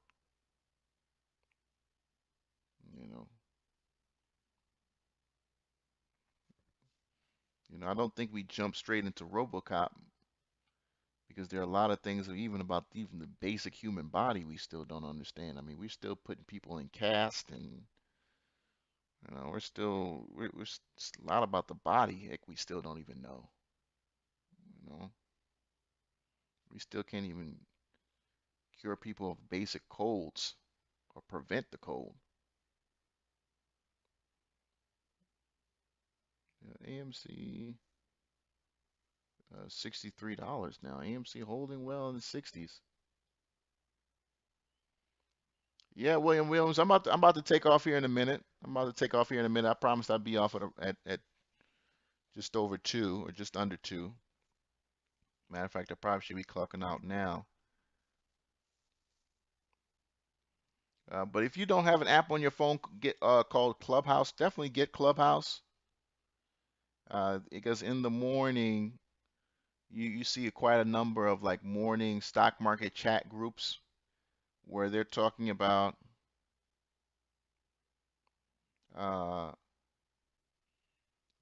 about little things that follow that are kind of moving the market. So it's a nice little primer to the beginning of the day. So definitely check out those groups on Clubhouse. A lot of interesting characters in some of those groups. Not a bad day for me today. It looks like, again, the market has kind of found a floor here over the last 2 days. Um, not complaining about it because I think we've pretty much been at these levels, since the 24th of May. And if this is kind of where we're going to be, it is what it is. Um, so can't complain too much.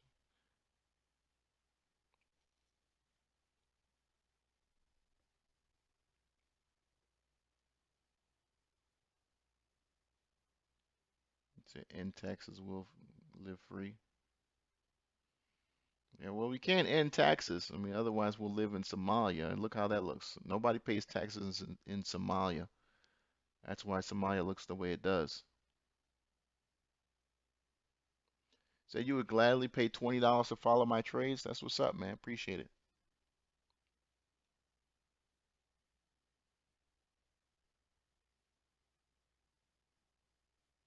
Okay.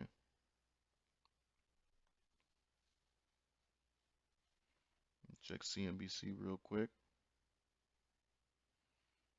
Speaking of a boring stock, Amazon's been real boring lately. Etsy buys a fashion app, Depop for 1.6 billion.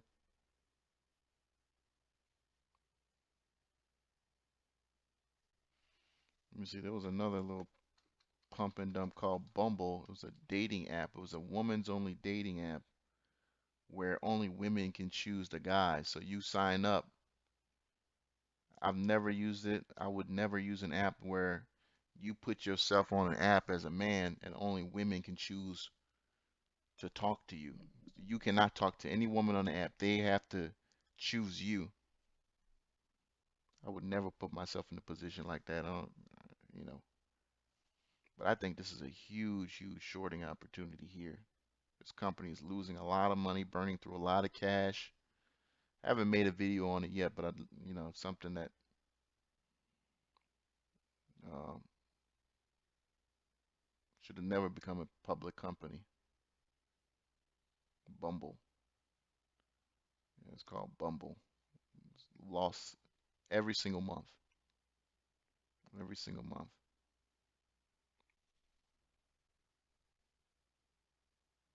You say you're down for dirt roads, don't give a fuck. It's not just dirt roads, man. It's dirty water. It's you know having a police department that's motivated by bribes. You know, it's just a lot more than that. It's a lot more than that. You see dirt roads. Yeah, there are people who pay taxes and still have dirt roads.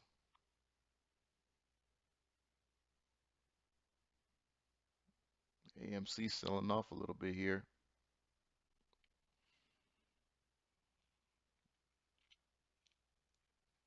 Say want those who short AMC, want those short AMC prices be well, yeah, if you buy some puts on AMC now, they're pretty expensive, because there's a lot of demand there, particularly if you go out further out, right? If you, for example, a smart guy probably when AMC had hit 70, he's going out 200 days looking for the $70 put, which would be a smart thing to do if you were to go out a year from now. You go out a year from now with a $57 put on AMC, it's probably not very cheap.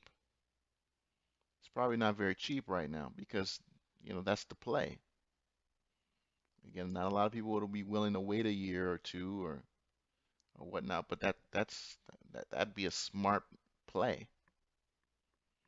That'd be a smart play. For example, if you go to GME and you try to look at the $40 put for 2 years from now, it is not cheap. It is not cheap. AMC halted again? Yeah, I think so too.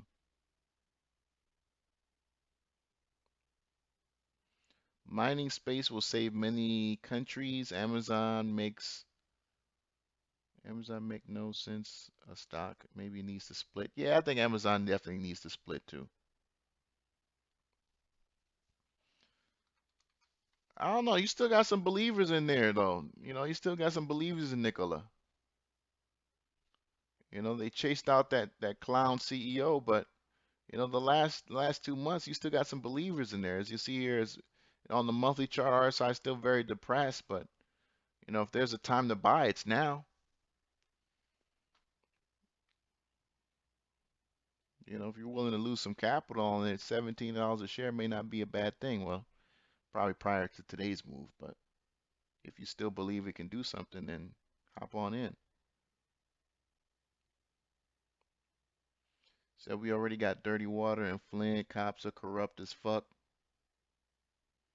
Well, that has a lot to do with the lack of leadership. I mean, you just have a lack of leadership, in the city of Flint and in the state. This is lack of leadership, that's all. When you see isolated incidents like that's really just a lack of leadership, you know, from the top down.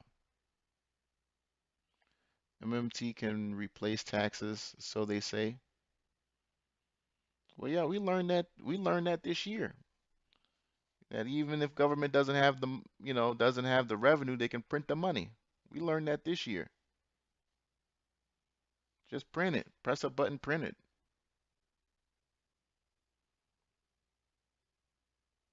Yeah, Pro Style, I agree with you. When you said a lot of people are going to get slaughtered on AMC, I absolutely agree with you. You know, but right now they're winning, so in the short term, it's working out.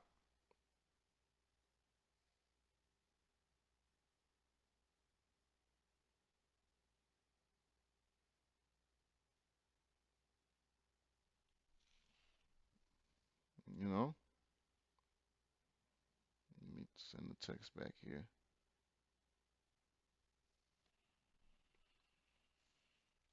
Mm-mm-mm. In the Fed, in the Fed, gold currency, no property taxes, power back to the people. Let me see here, AMC 61. Yeah, driving people crazy in these on stock twits.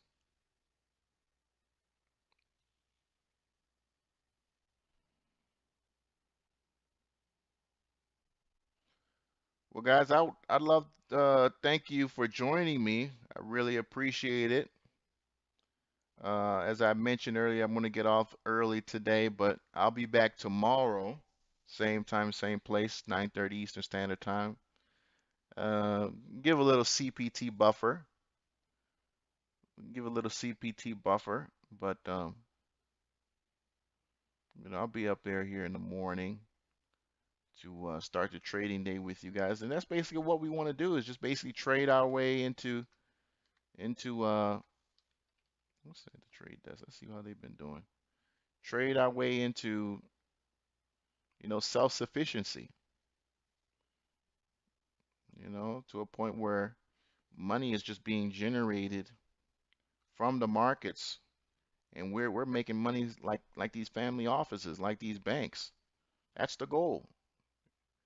Worked my way up from penny stocks, from making 20, 30 bucks a month. Now I'm in the three-figure range. The goal is maybe one day with continued dedication and good trades, then we move up to four figures a day safely, securely, without making any trades, right? Without we just make one trade, and our positions are large enough to where, these options are losing value to the amount over $1,000 a day.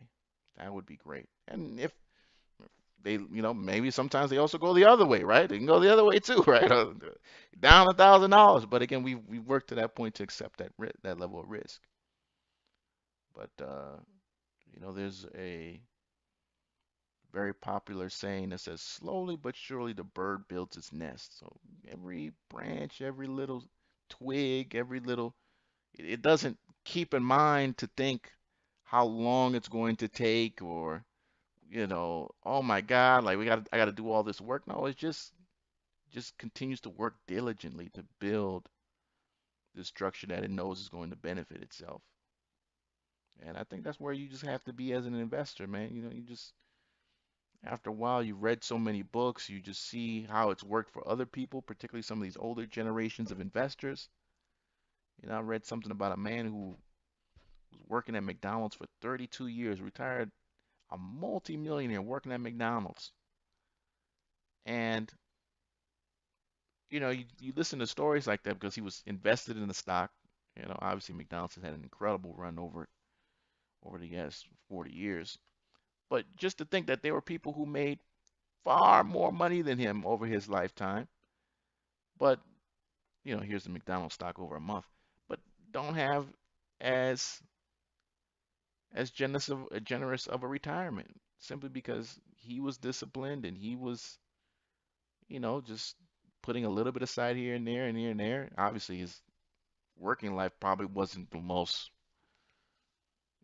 fruitful. But the point I'm trying to make is that you just have to be disciplined, man. And if you do the math and you're willing just to swallow a little bit of pride while you're seeing some other people flashing this and flashing that, that you can end, you can get to an ending that makes sense for you and works for you and makes the journey worthwhile, worthwhile. Here's 2012, 2015, like almost 3, 4, 5 years where the stock didn't do anything, but it paid dividends though. But yeah, here's McDonald's over a course of 30 years. Incredible. Obviously, I'm sure you got some reverse splits in there too, but but yeah, dividend. Ooh, McDonald's is very underrated dividend stock. Probably not someone who's just getting started, but somebody who's been around for 30, 40 years. Very generous. Well, you said you take $500 a day. Same, hey, absolutely. That's the goal to work up to, man. I mean, you know, do it. Because you go back to some of these early videos when I was doing on non-directional trading 2 years ago, you're laughing at me and all that stuff like that. And I know some of those people wish they could be putting up P&Ls like this every day. You know, they wish that. And it don't take that much money. I'm not gonna even lie to you. It don't take that much money. Once you crack above, you know, $30,000, again, if you're willing to put it up, you got to be willing to put it up now. Yeah, then yeah, you can definitely make this kind of capital every single day. And the more the better. The more the better. Again, just learning from the uber wealthy. These people have 90% of their wealth or more in the market. That tells you something. They understand that liquidity attracts liquidity, and they can, use the market as their personal cash cows, where they're just, you know, draining capital out of the market every day. Billions of dollars going left and right, and they're just kind of taking their piece day in and day in and day out and day in and day out.